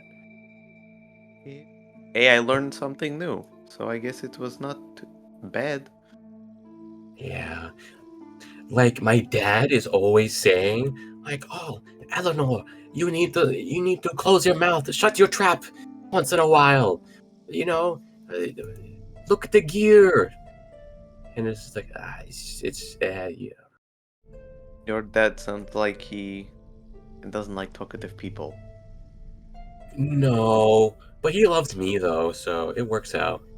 Wow. Many knowledge. Yeah, I know I'm a bit of a chatterbox, but I'm actually like really smart. Sometimes I wish I was smart too. I got told many times by my father, my friends, that I was not the brightest tool in the toolbox. I can see that, yeah. I think you're really like you know things that I don't know, right? Like how did you get here? I had to like scale mountains. Oh, I used the bridge? That would make sense. Yeah. That will do it. It's a bit risky, but like it's a lot easier. Yeah, but like, you know all about like she kind of looks over her shoulder like left and right like you know all of like about typhons and stuff like that. Oh, type. And I know nothing about them, so Yeah, just stay away from them is rule of thumb. oh, that would make sense. That would make sense. So like to me, you're really smart. Well, thank you. You are very smart too, because I wish I knew a lot more about the little things. Speaking of little things, alien. Yes, Freggie! Okay, let's Oh, actually is that his find him name? now. That's so cute. Yeah. Did you name him that? No, that was the child who named him that. Child? What child? The one who this is their pet. Oh, oh, that's what you're doing. Yes. Okay. Just earning a little bit of money on the way before we head out. You would take money from a child to look for their lost pet? Not from a child, from their You parents. see as her face is like crestfallen and like so sad and disappointed. It is not physical money, it is money for the soul. Oh, so she's giving you like borscht and stuff. Okay, I get it. just say money for the soul. That helps me buy stuff that makes my soul very much happier. Yeah, you see more like kind of like drag marks off in the direction you're going right now to the right. You see as Eleanor's like looking around everywhere, like in places where it's obviously not going to be, but she just like wants to like help out. She's doing her best, She is. and that's good enough. hmm Yeah. As you pass by there, you hear a little bit of a. Oh, okay. I'm gonna take a peek in the bush. You pull back the branches and kind of huddled up in a little ball, hurt, little Decuus, who you presume to be Freggie, but you see that his tentacles are all swollen and are swollen up and like have like a lot of like these small needles inside of it. Oh. That's prevented it from like moving, basically. What kind of bush is this? Is it a thorn bush? No, it's not a thorn bush. It's just you can reach into it. It's safe. Okay, cool. Yeah, I'm gonna reach into it and pick it up very gingerly. And I'm just gonna place him right here. You see as Eleanor kind of like walks up behind you, like looks over you, like kind of like tippy toes, like looking over your shoulder and stuff, and is like, "Is that him? Oh my god, he's so cute, but he looks like he's in a lot of pain right now." Yes. Hey. Do you remember those painkillers? Does this thing have a mouth? It does. It has on the thing on like at the bottom of it, basically, like a squid. No, I'm gonna look up if microdosing on a hallucinogen will activate the painkiller effect. What the fuck? Okay, well, Eleanor, you remember those mushrooms you have, yes? Yes, I didn't eat any of them. Are you sure? I am. Wait, let me read. She looks like off to the side, up to like thinking about it. Yes, I am. Okay, good. I did not want to have to carry you back. That would look very bad on both of our parts. But then I wouldn't have to walk all the way back. Could you do it anyway? I have to carry Freggie though. What if I carry Freggie while you carry me? Is that even physically possible for me? I don't know. Can How I do strong are that? you? She like pokes at your like biceps and like chest, like, I don't know, you seem pretty alright. I bet I could We carry can you. try it. But first, give Freggie a small bit of mushroom. You're going to microdose a squid? It's a painkiller. And he looks Yeah, you're very right, that much makes sense. in pain. You see, she just reaches into her satchel and just like hands it to you to feed the Freggie. Alright, you bet. right. We feed the mushroom to Freggie. Ooh, right. And then as like, I don't know, fucking how Armon, how long would this take to actually work? You look into Freggie's eyes as he serrates and like, like sucks at this mushroom, and you see it takes a couple of seconds until his pupils dilate, and he's like, Oh, Jesus! you said the word microdose, but you fed him an entire mushroom. Wow. Bro, my guy, no. my guy is on a different planet right now. Literally, yeah. Okay, alright, I'm gonna start removing needles slowly. You see as Eleanor kind of like walks up and like helps you pull them out as well. You two get to work for a couple minutes, taking out these needles. You see as the swelling goes down a little bit. It's still like kind of puffed up though. You just fucking drugged us. You'll be fine by tomorrow. Will he? Yes. Yeah, do I have antibacterial spray within my pouch? Oh, absolutely. I feel like you definitely would. Alright, bet. I'm gonna spray the wounds with that. Help out his injuries as much as I can. You spritz it all over as Eleanor just kind of watches, like, in wonder, just like appreciating seeing you work. Alright, now we gotta bandage up this little Fredgy. You take out some cloth bandages, wrap around the points where he was hurt, and you now have a bandaged up little Decuus. Okay, that is job done. Now shall we head back? Yeah, that sounds good. Should we go the way I came or the way you came? I felt the way you came, although, you know, we could talk about it, maybe. It'll be fine. I know what I'm doing. Why would you do this? What is the point? There is no benefit. This is just a bad idea. Okay, good. You're going back the way you came. Good. Yes. I, for real, didn't know. I don't think Eleanor knew either. I think she was just kind of following you. You see as she falls behind. She literally doesn't even care and just confidently like, walks across this bridge. She does not give two fucks. Okay. Like rocks fall beneath her, and she just keeps walking. Oh. That is some faith in the universe right there. Yeah. Real. What the hell? Oh, whoa. You see as the breeze kind of like pushes her a little bit, and you see she like, stumbles for a second, but then she like just kind of like crouches down and is like, "Don't worry, I'm good."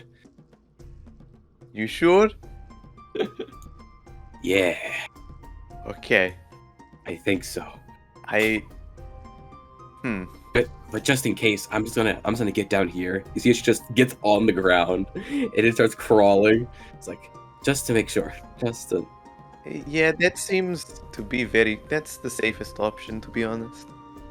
And the two of you exit the mountains. You come back to down the path that leads to the house of the girl whose job you got this from, with Eleanor by your side and Fredgy in your arms. I walk through the walls. Thank you very much. Oh, of course. You see, as Eleanor is quiet on this walk. She's just like looking around and like you see her. She's pretty into this like homestead basically. It is strange. Oh, this is so nice. Like I wish I could live like in some place like this. This is very nice. This is the most green I have seen in a non-hostile environment in a very long time. Yeah, honestly, I didn't really grow up too much around the green stuff too either. It was a lot of like city and desert. Oh, what planet did you grow up on? Oh yeah, I come from the great planet of Calidor. She kind of like strikes a pose. Calidor, eh? Is Yeah. that, what kind of planet is Calidor, Armon? Roll a wits check. Ooh. You have no fucking clue what that planet is. You know it's a planet. Because she said it was, so you guess. I probably bid on it at some point in time, but I don't remember. What kind of planet is it? Well, it's very like rocky and dry and hot, but there are a few amount of cities there. It's pretty urban, from what I know about the other planets and cities and all that stuff. You see, she like, kind of like avoids eye contact while talking about this place. It kind of like shifts her body around a little bit. I think I've been there maybe once. I might have. I can't remember though. There are many desert planets on the horizon. Ah, yeah, there's a bunch. Everywhere has its own charms. Like, I'm sure there's something good about Pluto. Right? You can't crush these dreams. Come on, you gotta think of something. Snowball fights? Snow! Oh my god! I've never seen snow. Did you know that? I've never seen snow before. Like in real life. Like I've seen it on like the holo feed, but like That is crazy. Okay, that blows my mind. But another good thing about Pluto, it gave us you. So I think it's pretty sweet. So, about returning Fredgy, huh? So now it feels very uncomfortable. Not uncomfortable, bad. He does not receive compliments very often, so I there see. you go. Yeah, he's gonna knock. The door unlocks, and you see the small 9-year-old girl who you took the job from open up. And as she like looks up at you, and she sees Fredgy in your arms, her eyes go like wide with like they light up, and she's like, "Oh my god, you got him! Oh my god, I told you I Fredgy!" would. And you see as she holds out her arms, and Fredgy like leaps like I would no, he doesn't. He like lazily drifts off of you and into her arms. And you see she kind of has a little look of confusion on her face. She looks down at Fredgy. He was a little bit hurt when we found him, so we gave him Yeah. a couple of painkillers, and we patched him up, so he should be good within like the next 2 days or so. Yeah, it seems like he got hurt or something. It's all bandaged up. Yes, he had a bunch of needles in him. No! You hear some more footsteps from inside the house. The girl's mother comes to the door. Ellie, I told you about opening the doors for stranger. Oh, hello. Yes. Dhonall, right? Yes, correct. Yes. I see that you've brought Fredgy back. Thank you. It is no big deal. Eleanor kind of like butts in like from behind you, and it's like, oh my god, your name's Ellie? My name's Eleanor. And you see the girls like, really? And Eleanor's like, yeah. You know what that means, right? What? That means that we're best friends. Okay. You see as Eleanor like slightly shakes her head, and you see the mom's like, who is this? This is a colleague of mine. We Oh, I'm Dhonall's friend. Hi, nice to meet you. Yes, what she said. The mother kind of slowly nods her head. Okay, sure. Well, honestly, I can't thank you enough. The burr should be wired to your account, so you should get the payment within a couple of days. As you see, and you feel the gaze of Eleanor to the right of you. Just like the heat of it, just like washing over you as you don't dare look at her. Thank you. I will use this money to help many more people. Well, what do you say? Thank you. A whole bunch. Freddy's my other best friend, so thanks a whole bunch for bringing him back for me. Just keep a good eye on him. Okay, I will. You see as the girl goes back inside, and the mother thanks you again as she closes the door. All right.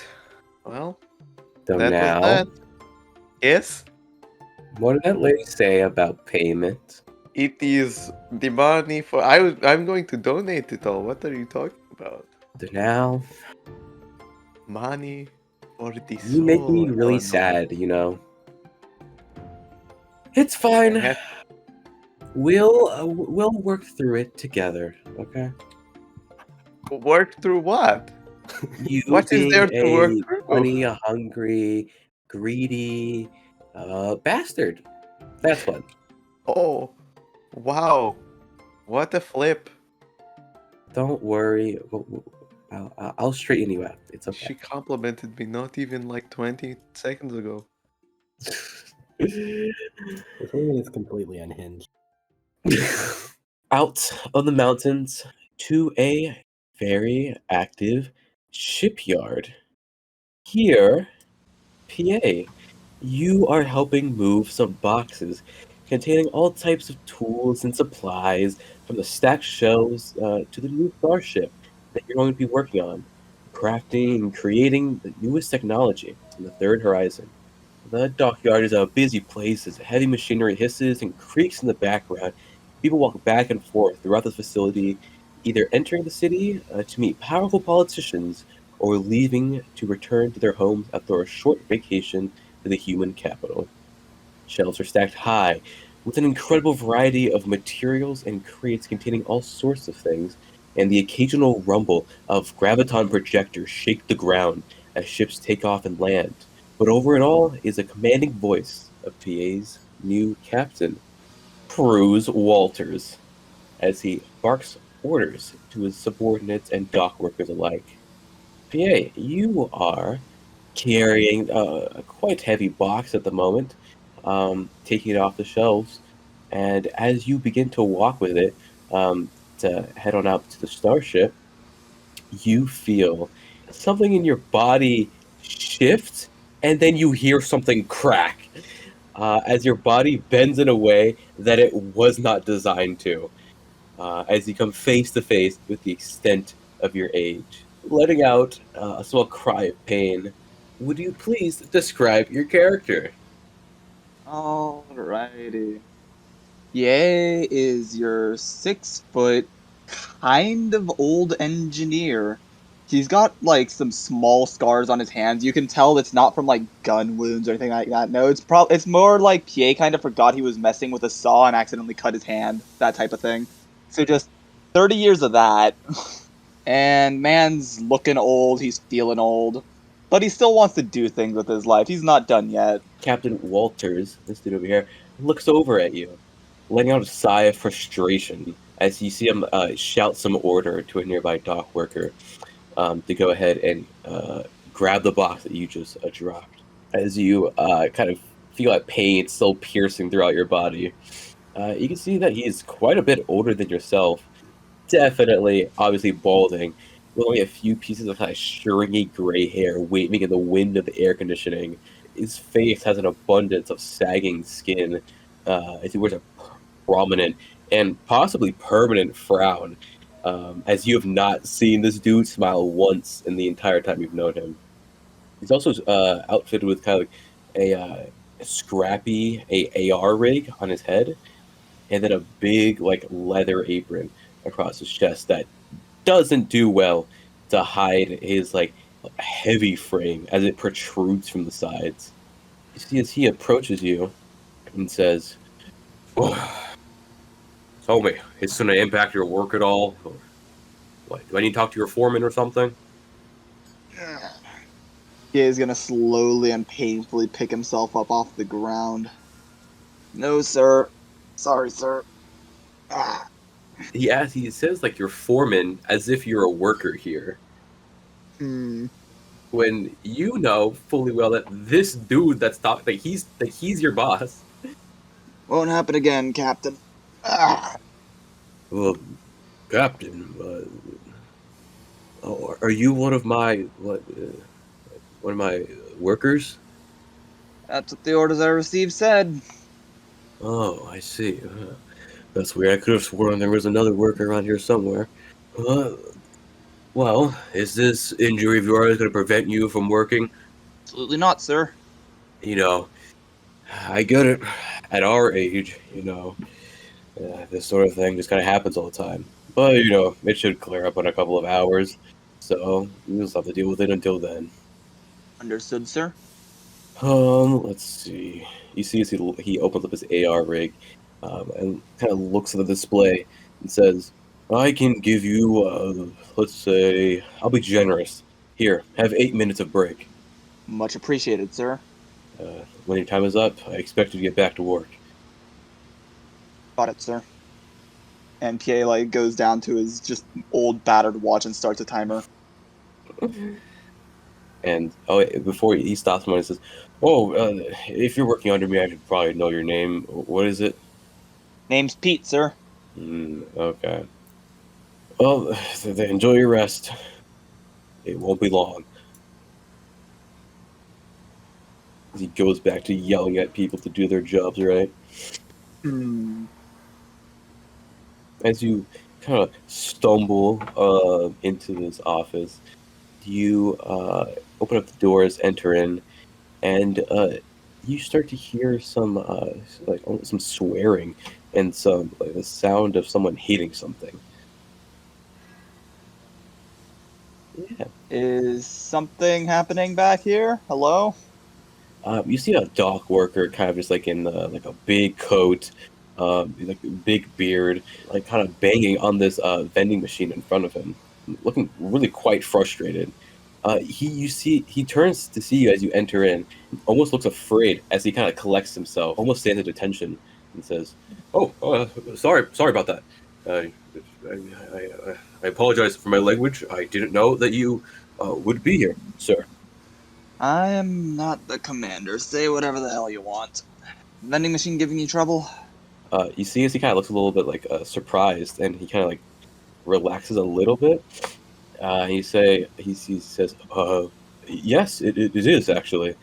But aren't you one of the division members? Yeah, we curse too. I suppose, yeah, you do.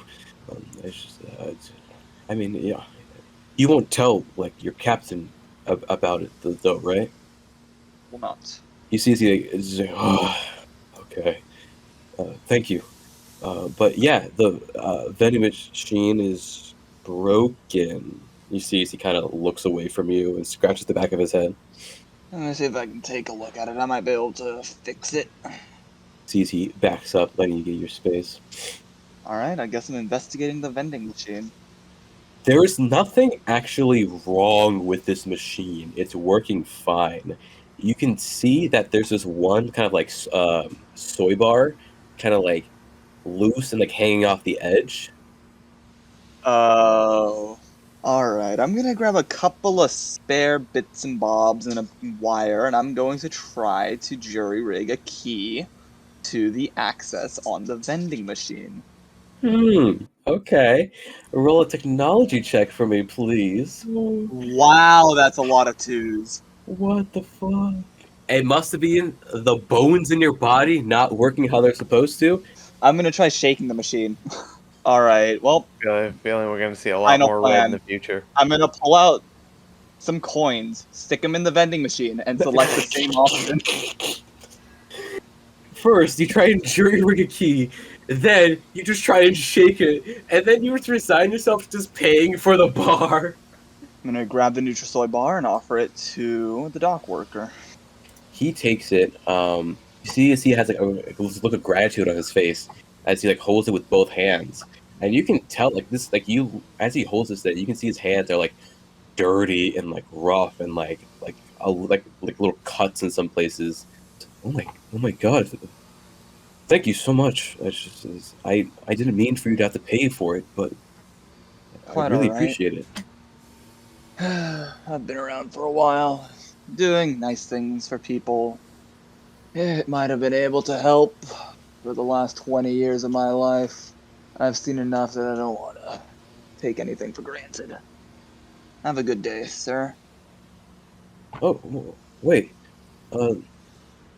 I saw you were trying to do something with the machine, like jury rig something or other. What were you trying to do? Pop it open, grab the thing, and close it again. You know how to do that? These things are pretty secure. Well, I would say yes, but it didn't work, so I guess the answer is no. unfortunately. Well, I mean, at least you would know how to do that. I mean, only real skill I have is just being able to move boxes back and forth. So, A valuable skill nonetheless. It's the way the world works. You take out one part, one person who thinks their job's unimportant, everything falls apart. well, I appreciate that. I don't think the world would fall apart if I, didn't show up to work. Although I certainly wouldn't be able to pay my rent. That's fair. Anyway, my name's Piet. What's your name? My name's Keegan. You see as he holds out a hand to shake yours. I shake his hand. Well met, Keegan. Yeah, sorry, he sees he kind of rubs his eyes, and yawns. Sorry, I'm on like an end of a double right now, so I'm a little bit tired. Yeah, those will get you. I'm gonna check my watch to see how long I have left on my 8-minute break. You probably have like a minute or two. Alright, well, I should probably get back to work soon or else the boss is going to kill me. Have a good day. What was that, PA? I said that if I don't get back to work on time, you're probably going to kill me. Oh, I would never do such a thing. I am not as barbaric as some other captains. I would have to discipline you, yes. I saw what Fair you did enough. there with the vending machine. Quite admirable. I appreciate that, sir. Although it didn't exactly work out the way you wanted it to. The perpetual risk of tinkering. Sometimes things just don't quite work. However, that is something that this man, he says, pointing to Keegan, will never understand. You see as he walks closer to him, as Keegan, like, very nervously kind of shifts in place. Please, Kevin, it seems that you accepted Peter's gift here, but what did you do to earn it? Nothing? Yes, that's quite correct. Nothing. Nothing at all. People in this world, they work for what they want, and then they receive the rewards of it. Captain Walters just like holds out like a very like gross like claw-like hand, and just kind of like daintily like picks up the bar out of Keegan's hand, and it's just like, you will be rewarded when you put in the work. And you see as he goes and hands it to you, PA. Sir? Here you go, Patrice. Right, sir? Guess I should get back to work then. I'm like kind of waiting for the captain to turn around. Yeah, you see as he nods to you and then gives a scowl to Keegan, and you see as he goes and walks out. As he does that, I'm going to calmly start walking towards the door, slip Keegan the bar, and then keep walking. The bar appears once again in Keegan's hand, although he's a bit confused about how it appears there. But he puts two and two together, and you enter back out into the main area. Alright, I guess I'm moving that box again. You see as Captain Walters walks by once more and just says to you, you there, whatever your name was. Yes, sir? Sorry, my mistake. I forgot to welcome you. I may have come off as too blunt, maybe. I am pleased to have you on board the UCAS Cyclops. Welcome to Hephaestus Division. Understood, sir. Thank you for the opportunity. You're very welcome. And we're going to pause this encounter for a moment as the boys arrive. Eleanor speaks up and says, "Oh my God, there's so many people here. This, I knew that there's me a couple of other people here, but I didn't know there would be so many." Who is it that we are looking for? I imagine you are all here to work on the Basilisk division, yes? I presume I just signed up on the doc just by mistake, maybe. But I mean, money is money, I guess. No, that's true enough. You are Lucius, correct? Oh, yes, quite. And you? Nathaniel Bonmillion. Oh, I see. Okay, well, it's a pleasure to meet you. I trust that you would take care to know that it is not Basilisk Division. The Basilisk is the name of the ship. Ah, I see. Very well. Well, nonetheless, it is a pleasure to meet all of you. I am Lucius Quinn. Nice to meet you, Mr. Lucius. Or maybe like extend out my hand. Yes, quite. As I reach over and shake Archie's hand. Oh, well, I believe the captain should already be on the ship. Who is this captain you speak of? Yeah, I've yet to I've meet heard about the him, but like it seems like he's a little bit of a pain. a pain. I just heard a lot about this mysterious fella. Harvey, Nathaniel, Quinn, and Eleanor, the four people who were sent out to get you, who have already met this guy, you see as a deep look of just pain appears on their face, and they're just like, they all just collectively sigh at once, and they're like, yeah. AC.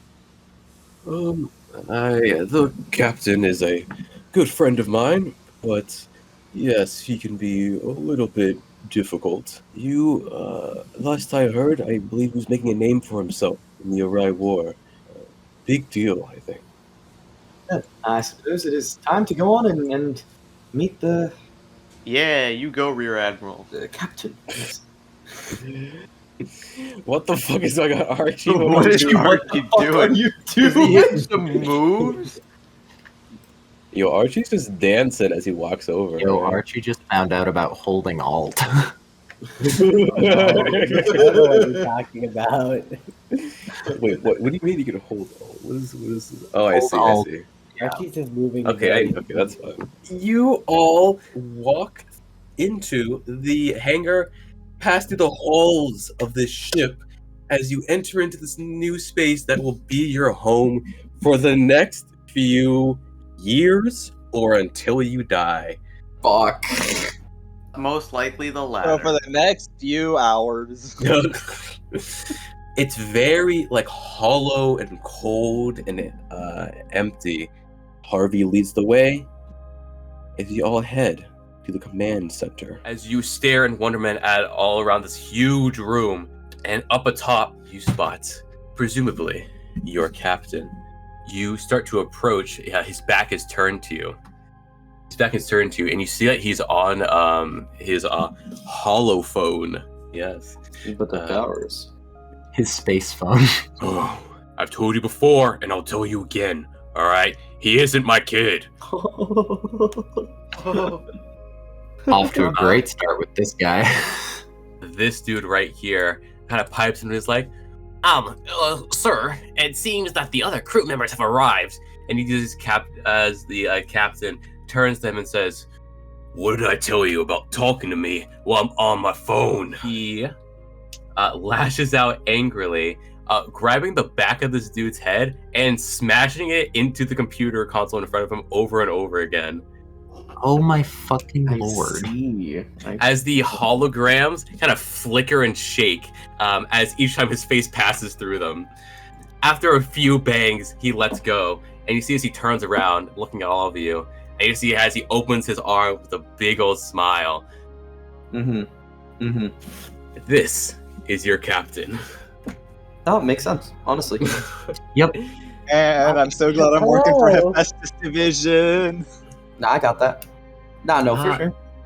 The man in front of you is a short, squat, and slightly overweight man in his late 60s, with a look of his incredibly gray, scraggly goatee, and sporting a kind of short, dyed black mohawk.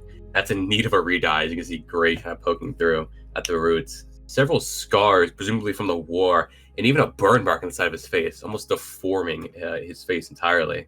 The man in front is also wearing a wrinkled Prime Corpo military uniform that definitely needs to be ironed, but with more medals on it than any of you have ever seen before on one person. An insignia implying his status as a captain. As he turns to you all, with his arms wide open and a big old smile on his face. Whoa, if it isn't the crew. It's great to meet you all. How are you all doing? And Lucius sort of stands at attention, salutes, and he says, "Reporting for duty, sir. Lucius Quinn, at your service. It is an honor to be serving under you." You see as Harvey seeing you do this, like as soon as you start doing it, he's like, "Oh shit, I have to do it too." And you see as he goes, it's like, Harvey Ellis, sir, reporting for duty. I like how we all have our one pet NPC. Yep. Nathaniel gives a bow to the captain. Eleanor, she doesn't really know what to do, so she salutes and then curtsies also. Quinn literally just gives a wave and that's it. I like see what Quinn does, and I do. I also give a wave. Quinn looks at you at the side of his eye and just like shakes his head. No. I like put my hand down. Like. Lucius like leans over. "You're embarrassing yourself. Please stop." Virgil simply bows, probably in sync with the one next to him. Oh my god. He grins, nods, and says, "Well, as you may know, my name is Captain Tobias Reffer. And anyone here who even has like the slightest bit of military knowledge or has been around like long enough knows immediately who he is. This dude is essentially a massive legend, like throughout the horizon, essentially. Like strategic mastermind, like excellent commander. Like this dude has led so many charges and has done so many things over the years that like he's almost like a symbol of the war." Damn. Wow. That's a man. Damn, I can't wait for him to have one-on-one time with me. Am I right, guys? Yeah, for sure. Dev, I wouldn't really say he's a whole ass man. He's like tiny. Yeah, he's like 5'7". Bro, that's my height. I know. No, it's great to meet all of you, and I'm sure we'll have time for proper introductions among all of us. But right now, tour and all that's gonna have to wait until we've lifted off, because according to my watch, we have approximately less than 10 minutes before we have to pay an overdue fee for staying on the landing dock, and I really don't want to do that. So, Quinn, fire up. See this Quinn kind of lazily salutes. "Oh, you're my assistant, right?" Yeah, I think so. At least I hope I am. Well, I think we're gonna get along just fine. Come with me. We'll start her up. As the two leave the room. Nice. And Nathaniel speaks up and says, Tobias, I do believe that I will have an office to work out of, and if you please could point me towards it, and I'd be eternally grateful. You see, you guys all can tell that Tobias really doesn't take kindly to Nathaniel calling him that. Mm-hmm. As he kind of takes another step forward. Now, why would you think that you deserve an office? Tense air surrounds the entire crew as Nathaniel kind of looks around, like kind of back and forth, not really sure what to say in this moment. And you see it as Captain Reffer just like looks at him hard in his eyes, and then laughs. That's on the 3rd floor. Get the fuck out of my sight. You see as Nathaniel kind of just awkwardly bows and then just like kind of hurries out of the room. He then looks at the 4 of you and Harvey, and as he gazes upon each of you with this piercing glare, you all feel as if you're naked before him, and that he somehow knows more about each of you than you even know about yourselves. You see as he snaps at Harvey and says, he just like points to next to him on his right, and you see as Harvey just kind of like rushes forward, just like kind of moves like yes. and then he looks at you, Lucius, and then just nods to his left. Right, sir. And I salute him. I want both of you near me at all times. It shall be done. So yes, sir. Yes. Yes, sir. Virgil. Just as he scowls at you with just pure disdain. Yeah. If you want to roll a wits roll, you can. Oh boy, guys. Am I going to try and find out how racist he is? Oh, Yeah. boy. Roll. I cast detect racism. Detect racism. Other than just racism, you don't know if there's a particular reason or not. You don't know. I've already made some guesses how just personally. Oh yeah. Please share with the class. There's two main ones. One, a Cephian is why he got that fucked up scar on his face. Or two, one of them killed his family somehow. It's always with the family killings. What if I told you it was both? I would not be surprised. That's why I listed both of them. Got him. The only thing worse than a Cephian is a Cephian on my ship. The council may have wanted you here, but I sure as hell don't. Damn. I understand. He then turns away from you, looks at Dhonall, and simply nods. Plutonian, Captain. you a good fighter? Well, I wouldn't be alive if I wasn't. Okay. Then he moves on. Wow, fuck. Fair enough. You're the pilot, right? That's me. Yes, Your name's Archie, right? Yep. Archie Tremulus, at your service. Archie, why aren't you performing a pre-flight check right now? That is a very good question. If one could direct me to the flight check area, I'm much obliged. Head over. You see, he points right behind him to this chair and Yeah, of course. No, see, I was heading over. I was on my way over there, and excuse me, just sorry, excuse me, and I was just. Did you just choose to go this way instead of this way? He fully just was like, "Oh, I don't mind if I just," and he just like scoots right past those tiny space in between the captain. Like he brushes up against him by accident. And it's really awkward. Sorry. Nice cock, sir. Nice cock.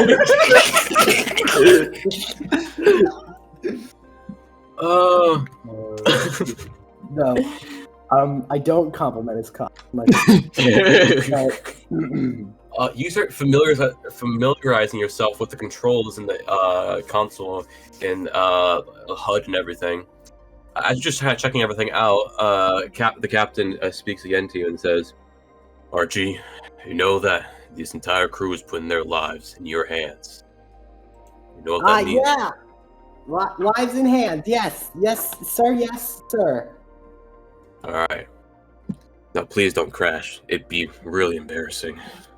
Oh, I hate being embarrassed, sir. And I never am, as you can tell. I can tell. I feel like the more I'm in sightline of him, the more he's gonna hate me, so... This is probably true. Probably completely accurate, yeah. As the captain is near you, Lucius, by the way, he turns to you and kind of says in a low tone, like away from Harvey, you know, it's a real shame what happened. I really thought you had some real talent. Thank you, sir. Yes. Quite a shame. Alright. Let's get the fuck out of this place. Wherever you are, wherever you may be, you all feel the ship come online as the rumbling of the ship's inner workings settle into a low hum as the captain smiles wide.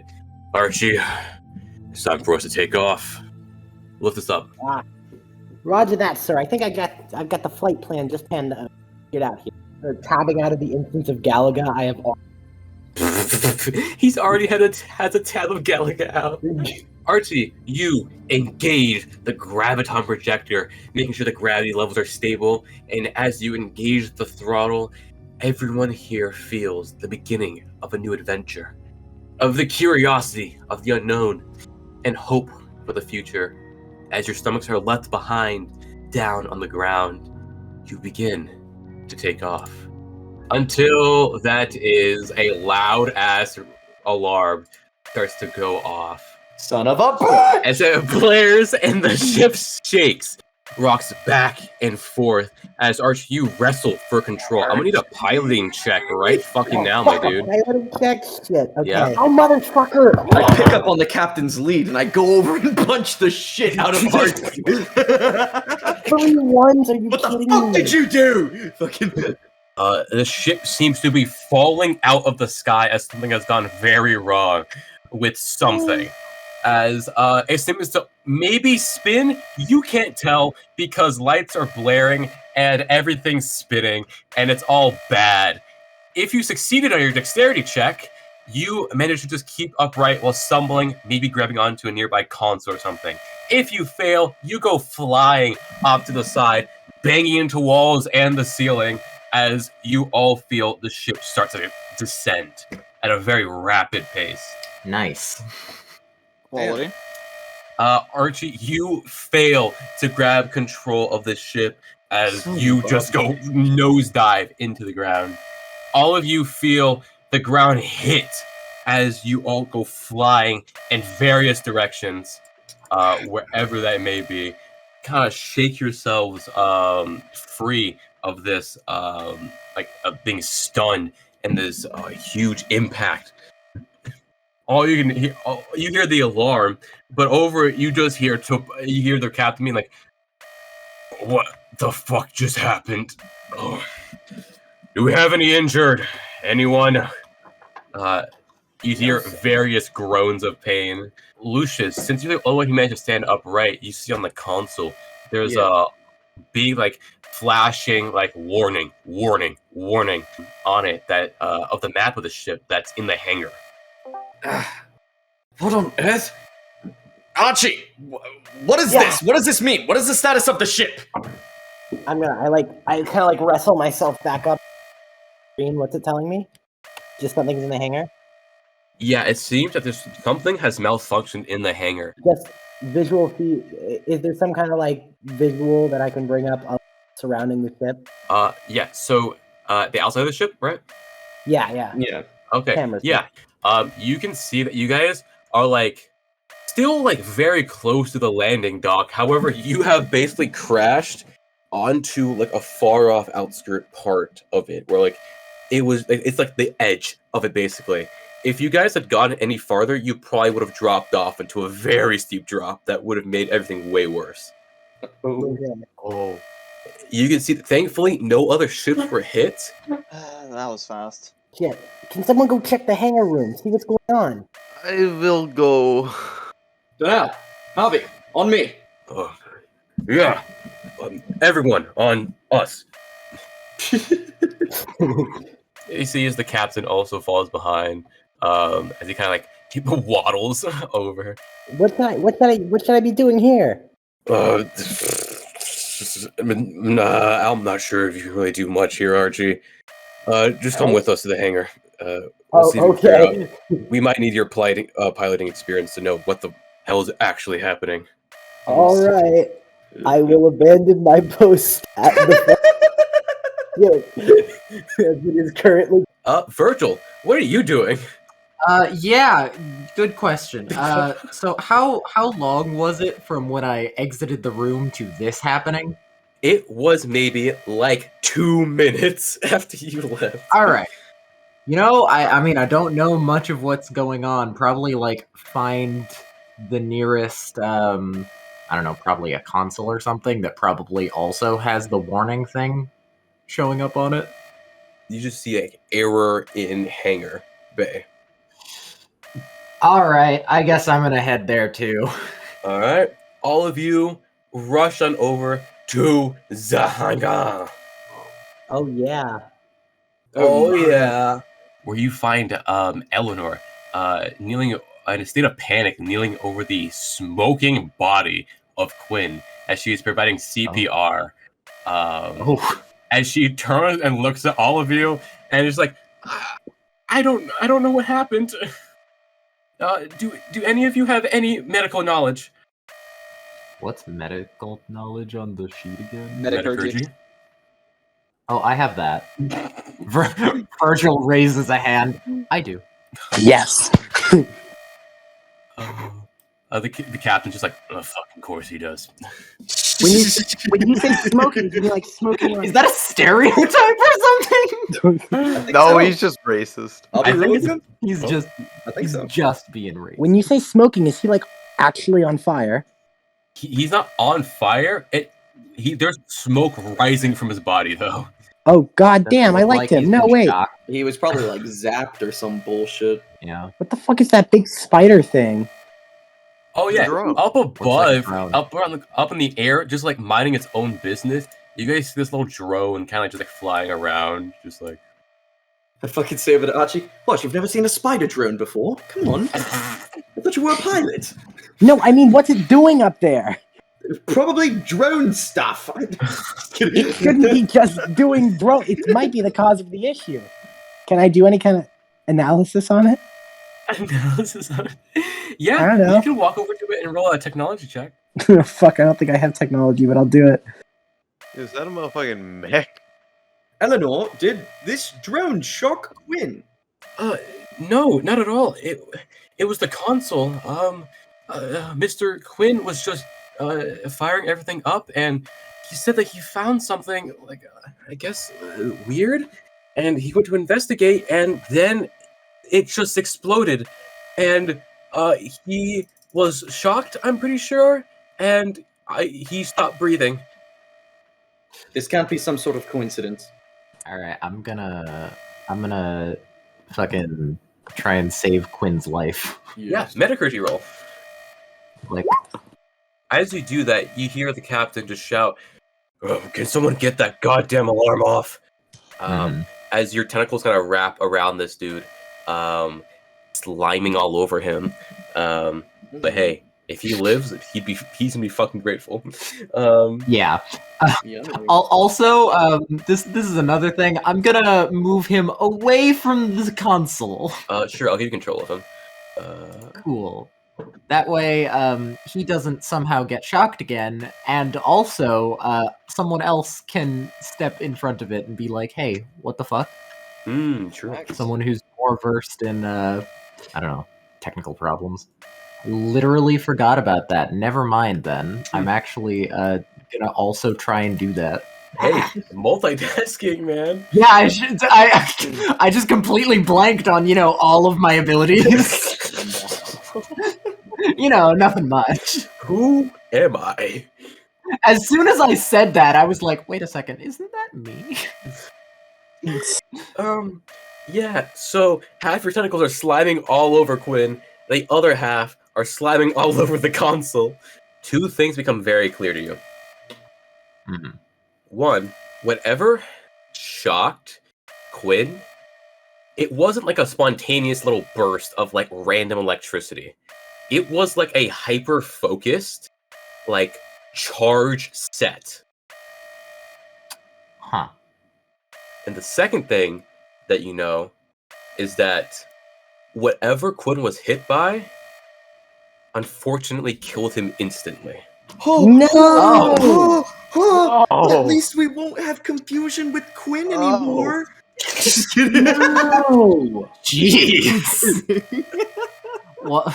One goes around his neck, goes to, like, fucking, I don't know medical stuff, does medical stuff, and, just says, Quinn was killed instantly. Oh no. Oh no. Oh. What? And it doesn't seem like it was an accident. Virgil turns to Eleanor. Was he the first one to touch the console? Yeah, he was. I was just the assistant, and I didn't want to do anything wrong. This sounds like sabotage in that case. Everyone, Agreed. don't touch any other machinery. We're not sure if anything else is booby-trapped. You see, as soon as you fucking say that, Harvey goes God. over and presses some buttons on the console to turn off the alarm. Thankfully, nothing happened. Like, nothing bad happens. But Virgil does not look at Captain Reffer, but already knows he suspects me. you can feel his gaze boring into you, Virgil, right now. It doesn't. I'm sure it doesn't help that, you know, I'm the one that confirmed he was dead and said the thing. Yeah. Yeah. Yeah. Yeah. Oh well, it comes with the job. Hey, it is what it is. You know what I mean? Coming into the room a little bit late. Nathaniel. It was Hi, Nathaniel. Oh, Nathaniel. I told you Nathaniel was capable of killing 15 men in 3 seconds. He walks in. Now, what the darkness is going on? Oh, that's a dead body.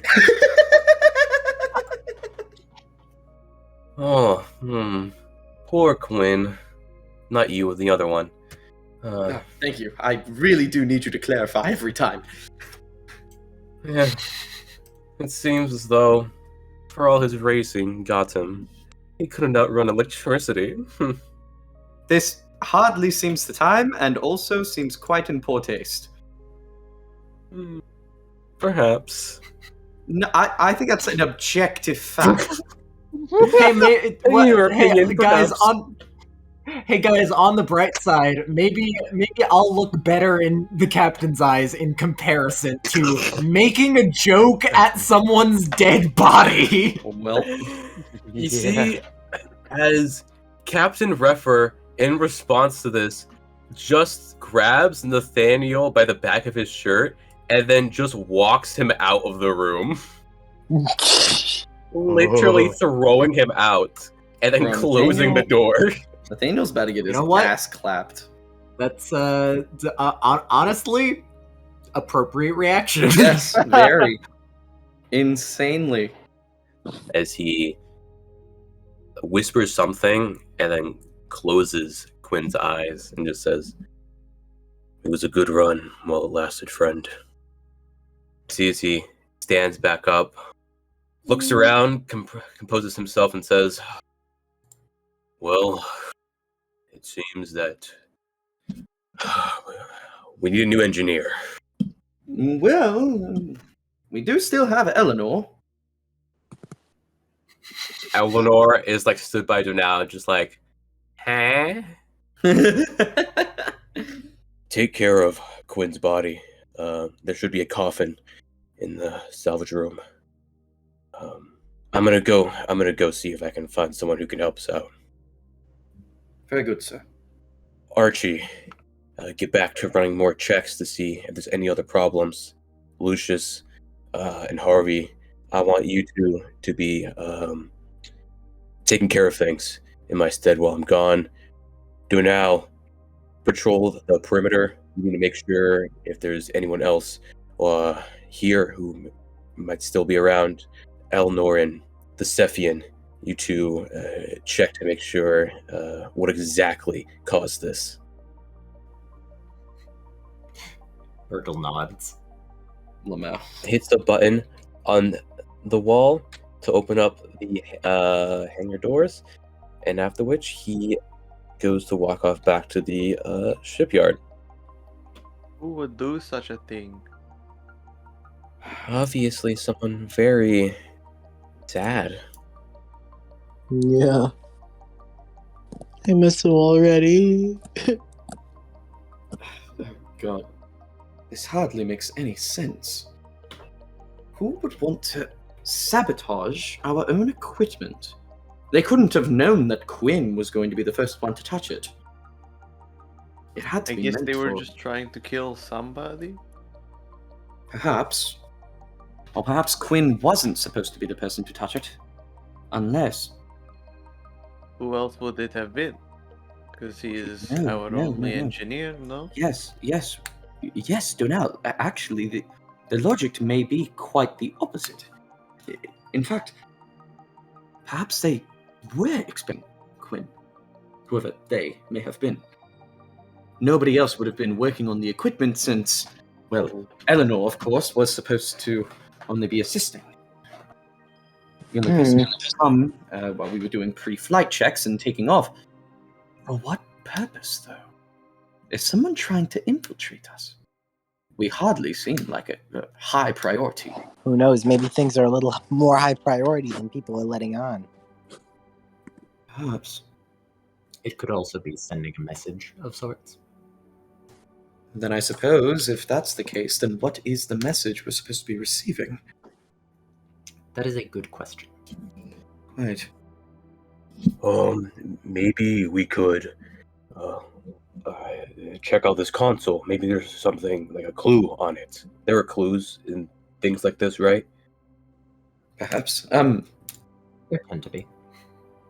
I'm sorry, your name was Virgil, was it? Yes. Good day. Are you sure that the console is no longer rigged to kill? No. Very well. Then nobody touch the console until we are sure that it is safe. We cannot risk anyone else losing their life. Yeah, we gotta get some fucking caution tape or some shit around here. Like seriously. Most definitely. Well, I touched it and I turned off the alarm and nothing happened. Very well. That is true. Then Unless whoever did this was expecting that, then it is likely fine. It's a shame everything around us is metal. Is there anything here that can work as a grounding agent, just to be sure? I have this rag I found. Is it wet? I can spit on it. No, don't wet it, don't wet it. Oh. Okay. Here, hand me your rag. She hands it to you. It's extremely dirty. That's fine. I, the one with a thin layer of slime, am going to stand back. Yeah, everyone, please step away from the console. You see as Harvey just kind of stands there. It's like, if you get shocked, I get shocked. I'll share it with you. Very well. Caring's caring. Virgil kind of says quietly, I don't think that's how that works. Nah, that's how it works. That's for sure how it works. On 3. 1, 2, 3! As we both go and touch the console. You guys both lunge forward at this console with this towel, and touching it, you see that nothing happens. Very well. It seems that whatever was rigged was only rigged to go off once. Virgil, see if you can find anything on this terminal that might indicate the last thing that Quinn was looking at. Virgil has pulled out a space Rubik's Cube. Of course. Harvey moves over and starts to take care of Quinn's body. And with that, I'm actually going to use that as a command that I'm giving to Virgil. I remember the rules. Okay. So here, I'll make a command roll, and then whatever I succeed on, you get to add those dice to any roll that you need to make in doing this command. Fuck yeah. Whoa, wow. Fuck. Oh my god! Holy shit! Yo! This is the power. See, okay, Virgil still going with the space. Critical success. Your tentacles go wild. You slime the shit out of that keyboard, going through folders and documents. You kind of fucked up my plans. This was the one role that actually relates to a very, an overarching plot. Nice. Virgil breaks the plot. Yep. And so, you find out that a couple things. One, this was not a charge set on the console. This was a charge set in the ship. And whatever Quinn was doing, he basically redirected this virus/charge thing to the console he was working at. Oh, shit. Oh. Uh-oh. Fuck. Quinn died a hero. Fuck. Wow, so he was actually trying to save someone else? He, with that critical success, he wasn't trying to save just someone else, like Eleanor or something, or like Archie, who was in the pilot's chair. He was saving the entire ship from exploding once it reached atmosphere. Oh fuck! No. This is so sad. God damn it! Maybe he won't suspect me anymore now that I can tell him, hey, I would have died too. True. Very Factually. Some like bits of code and scrap are essentially a signature from whoever put this here.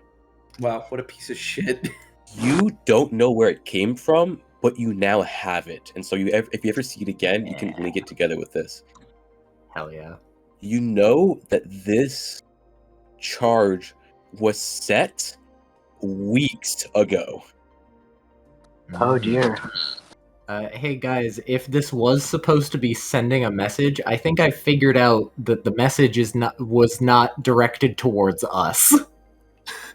Oh. What do you mean by that? Oh, well, if it was to send a message, which I'm not saying that it was, but, well, our ship would have blown up. Oh. Sending a message to everyone up, above our pay grade, so to speak. Yes, that does seem like a logical conclusion to draw. Also, I'm going to relay all the information to everyone and then turn to your Lucius. Yes. Virgil turns to Lucius and says, if you could deliver that to the captain yourself, I feel like it would be better coming from your mouth than my beak. Right. Naturally. Very well. And Lucius goes to go find the captain.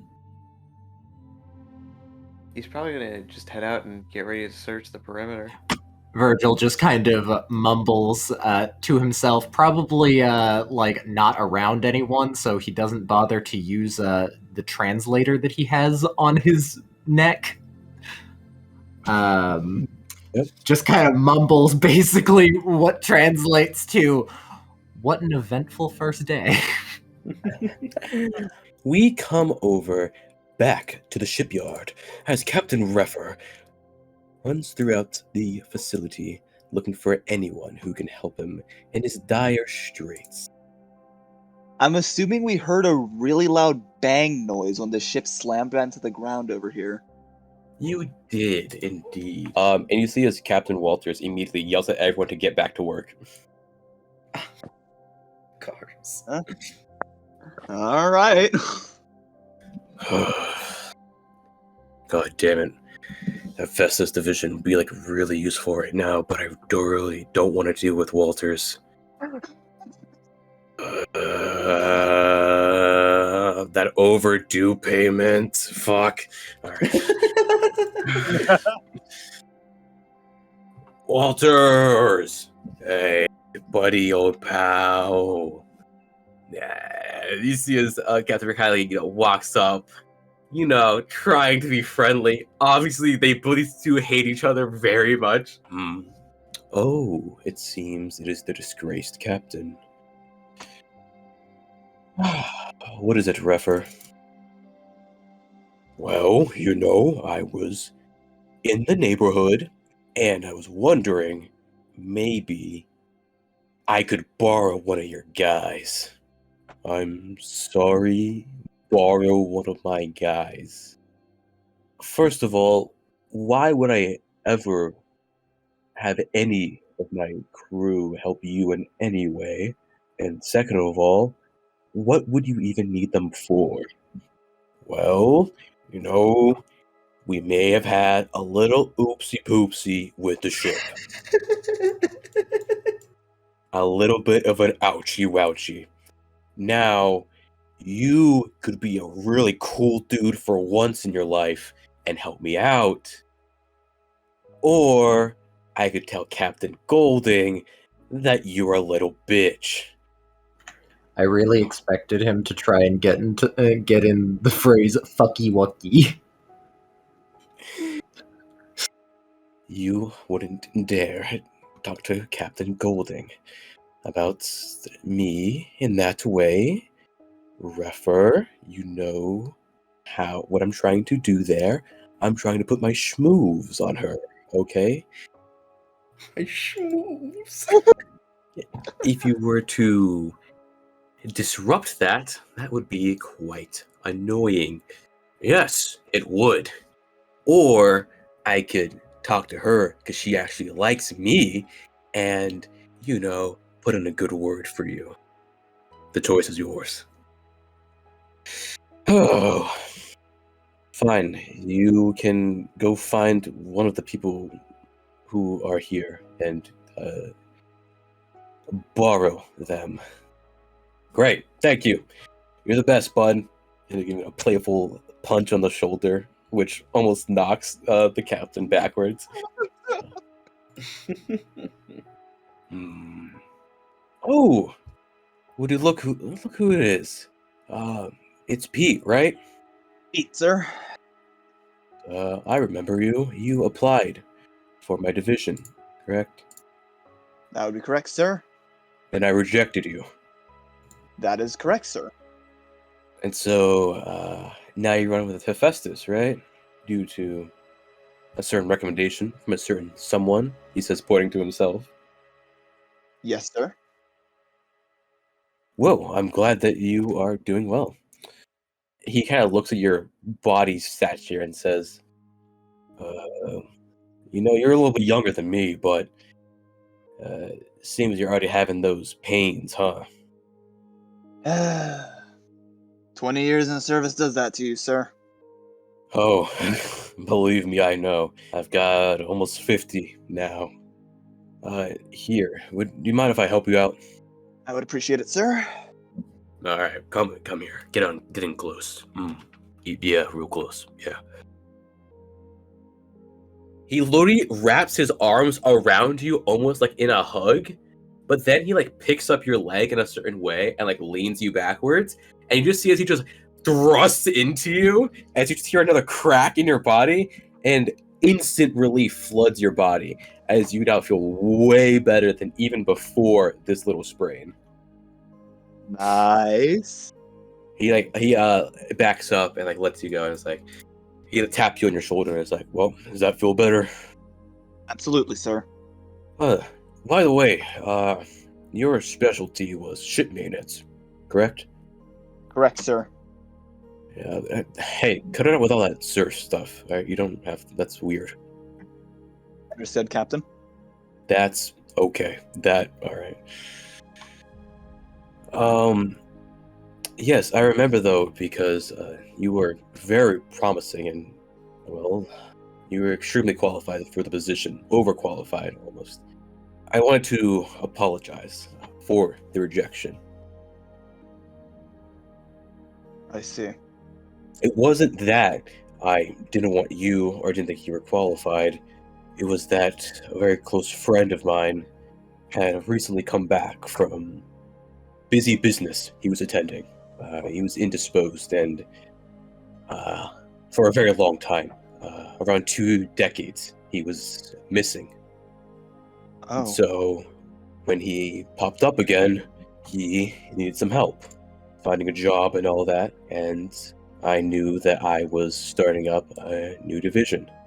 I see. So, yes. I take care of the people who are under my wing, and so, I helped him out. Unfortunately, however, recently he had an accident, and he won't be working for me anymore. He's passed away. I'm sorry for your loss. Yes, thank you. Back in the war, when people died, I wouldn't expect you to understand, but out in the field, you just have to keep moving. But here, where you can slow down and think about things, you're not actively risking your life.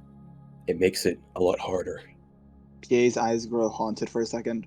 Sir, I understand perfectly. And then it clears.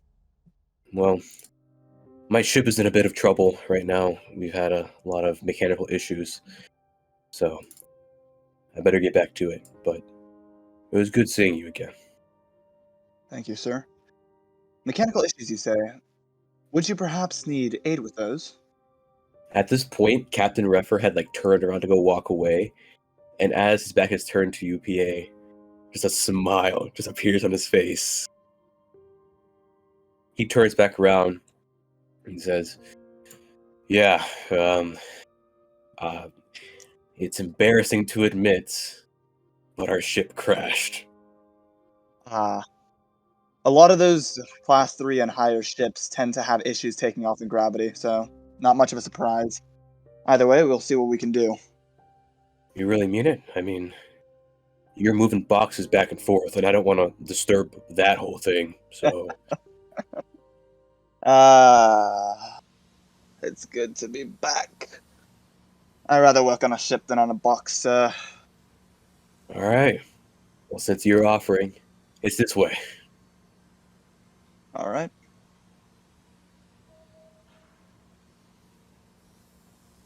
And don't worry, I'll send a message to your captain and clear that whole mess. Make sure he knows where you are and all that. Yes, my captain. Feel free to do that whenever. Yeah. The pair of you walk off and back into the hangar. So, you're a Cephian, right? Yes. So does that mean you don't like money? Or... It's not that we don't like it. It's that we don't see a point in it. So you're communist. I knew it. Okay. I understand. You and your culture. Thank you. Virgil completely understands that she does not understand at all. But Yep. Fuck you, understands your culture after a 2-sentence interaction. but you know what? At least she's kind of trying, so I'll take it. I've never really interacted with a Cephian before. I think your tentacles are real neat, though. Really? Yeah. I mean, you can do so many things with it. So, are they, sticky? That you can grab onto things? Or do you have, a lot of, really, micro, grabby things that, help you? It's a lot closer to the grabby things. Okay, that makes sense. And Virgil, checking on, I don't know, this drone. It's kind of this drone is gonna fly so... making sure none of the internal stuff is damaged much. Oh, you like my drone, do you? Oh, it's yours. Yeah. Well, it's not. Well, I guess it's mine. Well, so the actual frame of it was lended out to me by the government, but I basically put it together and got it working. I see. Yeah, her name's Trixie. Interesting. I named her Trixie because we had a dog that ran away a really long time ago, and we never found her. And her name was Trixie. Interesting. Did you have any pets growing up? Oh, do Cephians have pets? I would imagine it's really hard, underwater, or is it really easy? It's simply different. I wouldn't call it any easier or harder than the pets that you know, but just different. You probably have baby dolphins and stuff as your pets, or is that slavery? Wow.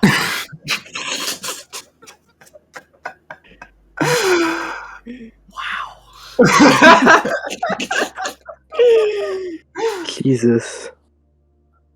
Virgil just kind of looks up from what he's doing for just a moment and then goes back to it and just says, it's not more slavery than you having pets.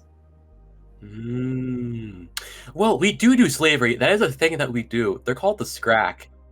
So, Yes, I'm familiar. Yeah, did you know them? I'm not sure how long you live, so I don't know. But did you know them? I'm 77. Oh, that's old? It's early middle-aged. I see. I'm 29. Virgil, you hear them come in, and you're just like, oh god, he's back. Oh, fuck. Zephian, you're still here? Virgil looks over and kind of... You know what? I'm just going to stick with the bow. Kind of just bows. Any progress on exactly what happened? Yes, I gave the full report of it to Lucius. I'm simply checking to make sure nothing else is damaged. And I'm helping! Yes, he is, actually. Alright. Well, you keep doing that, Eleanor, and stay out of trouble. Does he look surprised that I said she was actually helping? No, you see that, his, facial expression, general vibe right now is, you actually get the sense that he's, in some way kind of close with Eleanor, or some kind of, almost like bond with her, I guess. I don't know. Well, this is where the main issues are happening. Although I do think it's a general overall check might be needed. What can I judge from the condition of this ship as we walked in? You can tell it's damaged, not anywhere near irreparably so. You could honestly, with help from other people, get it done in an afternoon.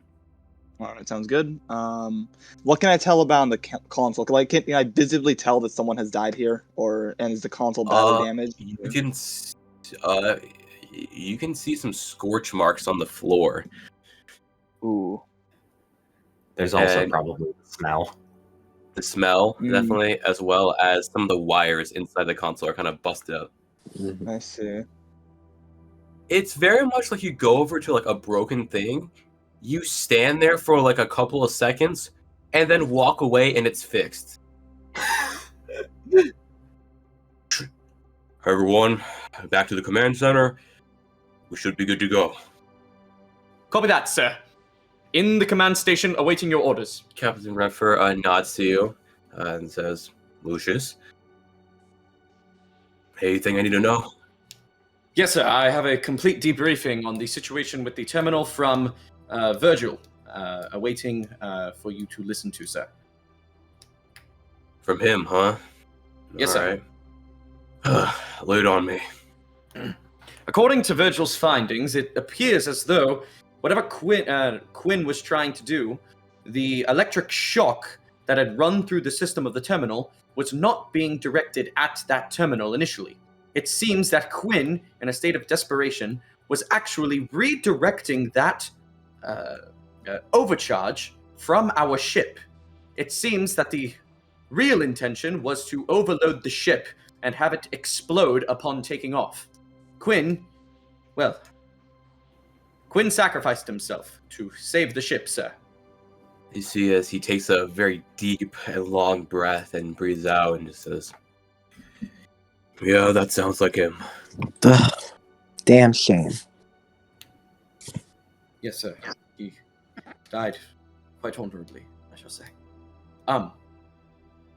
As of now, the status of the ship is not critical, but we are in desperate need of repairs. I'll answer to any of them, sir. Alright. Yeah, here. He hooked us up. He did us a real big favor. Very well. Piet, as I salute him, it is an honor to have you aboard our ship. Anything that you require, simply say the word. I salute back. Understood. You know, I really appreciate you helping us out, and, well, I'm not sure if you would want this, but if you're looking for a new position, we'd be glad to have you. Absolutely, thanks. Please take me. Yes, I'm aware Walters is a huge dick. But, you know, so am I. So, let's get this puppy off the ground. Archie, Yes, sir. take us out of here. Aye, aye, Captain. I flick some things, cue up the thrusters or whatever, and take us out of here successfully this time, hopefully. You all feel your stomachs drop once again, as you all feel a little bit more apprehensive and worried about what resides in the darkness between the stars. As the ship goes higher and higher and higher, as you all hover for a moment before Archie, you push one last lever, and the ship zooms off with a loud crack throughout the air. As everyone sees a slight pull and push, as the ship accelerates, and they are now free from the clutches of Sadal, and they fly up, through, and out of the atmosphere. Lucius turns his head back towards PA and has a look of surprise almost as his eyebrows sort of like clench and he's a little concerned, but then quickly turns his head back towards the console where his attention is needed. Are we out? Are we good? Safe? Everything good? Yes, sir. Alright. How about you have us drift for a little bit? Gotcha. I'll just leave everything on idle. Not idle, drift. Listen, I got it. We're flying. Slowly. Look, we're in the fucking air. Yeah. No, we're not. We're in space. We're going. My mind is fried. God damn it. Some ace pilot. Mm-mm. We are in service to them, he says, pointing to the stars. All we are cogs in a great machine that would easily and gladly chew us up and spit us back out. But that is what we either signed up for or what was thrust upon us. We will all die someday.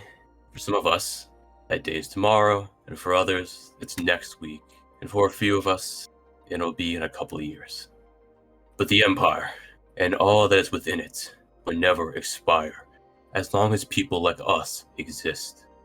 Not everyone can say that they will die for an eternal cause. We are the rejects and the forgotten, not the heroes of yesterday, but the grunts of now. We will be given orders that we will carry out, and we will complete them to the best of our abilities, no matter the cost, whatever it may be. Obstacles will be thrown at us over and over and over again, and it will not stop unless we put an end to it, or they put an end to us. Us being the dogs of an empire will lead to us being given shelter and food, but it will also mean that we will have to do tricks for our masters every so often, and we will do them happily. Whether it be bark, spin, play dead, or kneel. And as he says kneel, he gestures to Harvey as he kneels, and he gestures to the rest of you. I fucking Time to kneel. immediately. Yeah, I mean, I like awkwardly get out of my chair and then kneel. But you see, as one man can't bring himself to kneel. Nathaniel stands tall and proud. The captain looks at Nathaniel. I said, kneel. Nathaniel shakes for a moment. A slight tremor, picks up his chin and puffs out his chest, refusing the order. I will not allow myself to be degraded. I am here to do a job. He looks at Nathaniel almost curiously as he begins to walk down the steps right in front of him. I will tell you one more time, Nathaniel. Kneel. As Nathaniel still refuses the order, sees the captain nods, backs away. Harvey, sees Harvey nods, says, yes, sir, as he stomps forward, heavy footfalls on the metal as he grabs hold of Nathaniel. The captain looks to you, Lucius. Yes, sir. And take a stand next to Nathaniel as well, grabbing him by the shoulder. Nathaniel now grabbed on both sides, looks back and forth worriedly as a little strand of his hair, slicked back, falls in front of his face. What is the meaning of this? You can't do this, right? There are laws and protocols. Not sure what you intend to do, but whatever it is, I will make sure that I will report it to the High Council. You can report my ass to the High Council for all I care. Follow me. Captain walks out of the room as three of you follow. And you arrive at the airlock. Tobias lets everyone go ahead of him as he comes in behind. Well, it seems that we have some insubordination that we need to root. Nathaniel here, everyone, has decided that he is above all of us, that he is better. And you know what I say to that? Well, I say, if he's so much better than us, let's see if he can survive the vacuum of space. You see as he hits a button on a console. The doors open wide as the captain nods to both you, Lucius, and to Harvey. Yes, sir. As you both throw him into the airlock, as he stumbles into the trash and filth as it soils his suit. As he falls to the ground, I look at him with like a look of disgust, and I say, "Glory to the Empire." Is this truly necessary? Absolutely not. You see as he presses the button again, and the doors close. Although, you all can still see into it through the glass. Well, Nathaniel, it seems that you're in a bit of a pickle. A bit of a spot, if you would. Now, you wouldn't be here if you had just listened. Now, over there on that wall, right over there, there's a little wire. Kind of looks like a hose. Yeah, you see it. You're going to want to wrap that around yourself. Otherwise, I think the icons might have another body amongst them. You all see as Nathaniel hurriedly rushes over to this wall as he unwraps this wire laid against it, ties it around himself, over, tight. Nathaniel looks at Captain Raffer through the glass, and you see him mouth words such as no and please and I'm sorry. But they do not reach the captain's ears as he says, now, let's give you, let's say, a minute. And you see as he presses a button on the console, this door opens up, and all of this trash in here, strewn about, and even this coffin is suddenly shot out into space, with Nathaniel being the only thing that does not immediately disappear from sight. You see as the elastic cord unwraps rapidly as the air exits this place until it snaps taut, with Nathaniel still in view of all of you out there. Seconds pass as you can see the cold reach Nathaniel's fingertips as it spreads up his arms, from his toes up through his legs, to his chest, and to his head.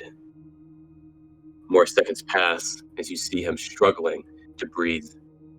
Only there is no oxygen here. His body goes into panic mode as he struggles and writhes. You all see as his body swells and balloons. And a cruel thought enters all your minds as you see a swollen Nathaniel attached by this rope.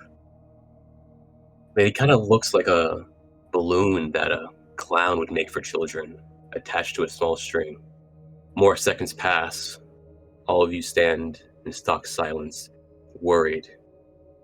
Till eventually, Captain Redford looks at his watch, looks back out to see Nathaniel completely unconscious and just floating there limp, and says, "Well, I think that's enough for now," as he pulls on a lever, slowly dragging him back inside the air.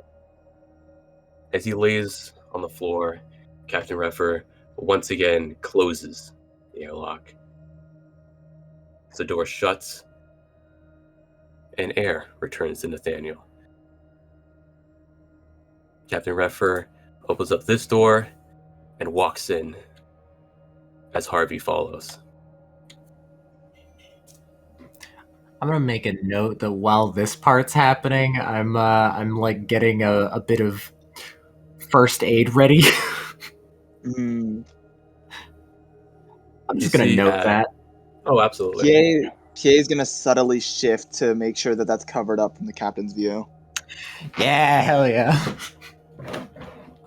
Anyone else? Dhonall, Archie, Lucius? Yeah, I don't. Lucius just like says, like sort of under his breath, "Serves him right, treasonous bastard." Archie, you think you might catch Eleanor crying as small tears fall down her face. As Captain Redford stands over the body of Nathaniel, he bends down, checks his pulse, and says, "Cephian, you have medical knowledge, correct?" As soon as he says Cephian, I'm gonna just like start forward. Yeah. He says, "Make him conscious." I'm gonna do that, and I'm also going to, make sure that he can still use his limbs after this. Yeah. Captain, I also know some first aid. Do you mind if I assist? If you want to help the Cephian, by all means. I also fail. You guys attempt to do some first aid on Nathaniel. It is not going successfully. I'll do it. I'll do the thing. All right. After praying to the icons, you feel off outside the airlock. Some of the stars disappear. What? As is a little bit more darkness in the horizon now. You do the best you can to bring him conscious, and once he is awake, Captain Redford looks down at him with a pitiful look. Now that we've all learned a lesson here, I think it's time I restate my speech. You are in service to me. They don't care about you, pointing to the stars and his medals. And frankly, neither do I. But I need you, and they don't. To them, you are disposable. An irrelevant cog, a lost puppy. None of us here today chose war. We may have chosen to participate, but none of us chose this. I don't know about you, but I am not dying today, tomorrow, or ever. I will be immortal. I will leave my mark on this place and live forever. We may be the cast aside, but that doesn't mean that we're not dangerous. We may be the dogs of an empire. They have unchained us, and that was their biggest mistake. So you will do more than bark, spin, or kneel. You, my hounds, will feast. So go and consume all that is in your path. I'd like to welcome you all to Ares Division. End of transmission. Oh, that's clever. That's cute. Shit. That's cute. That's clever. There you go. And with that, we're going to end the first session of Yay. Consequences. Hell guys. yeah.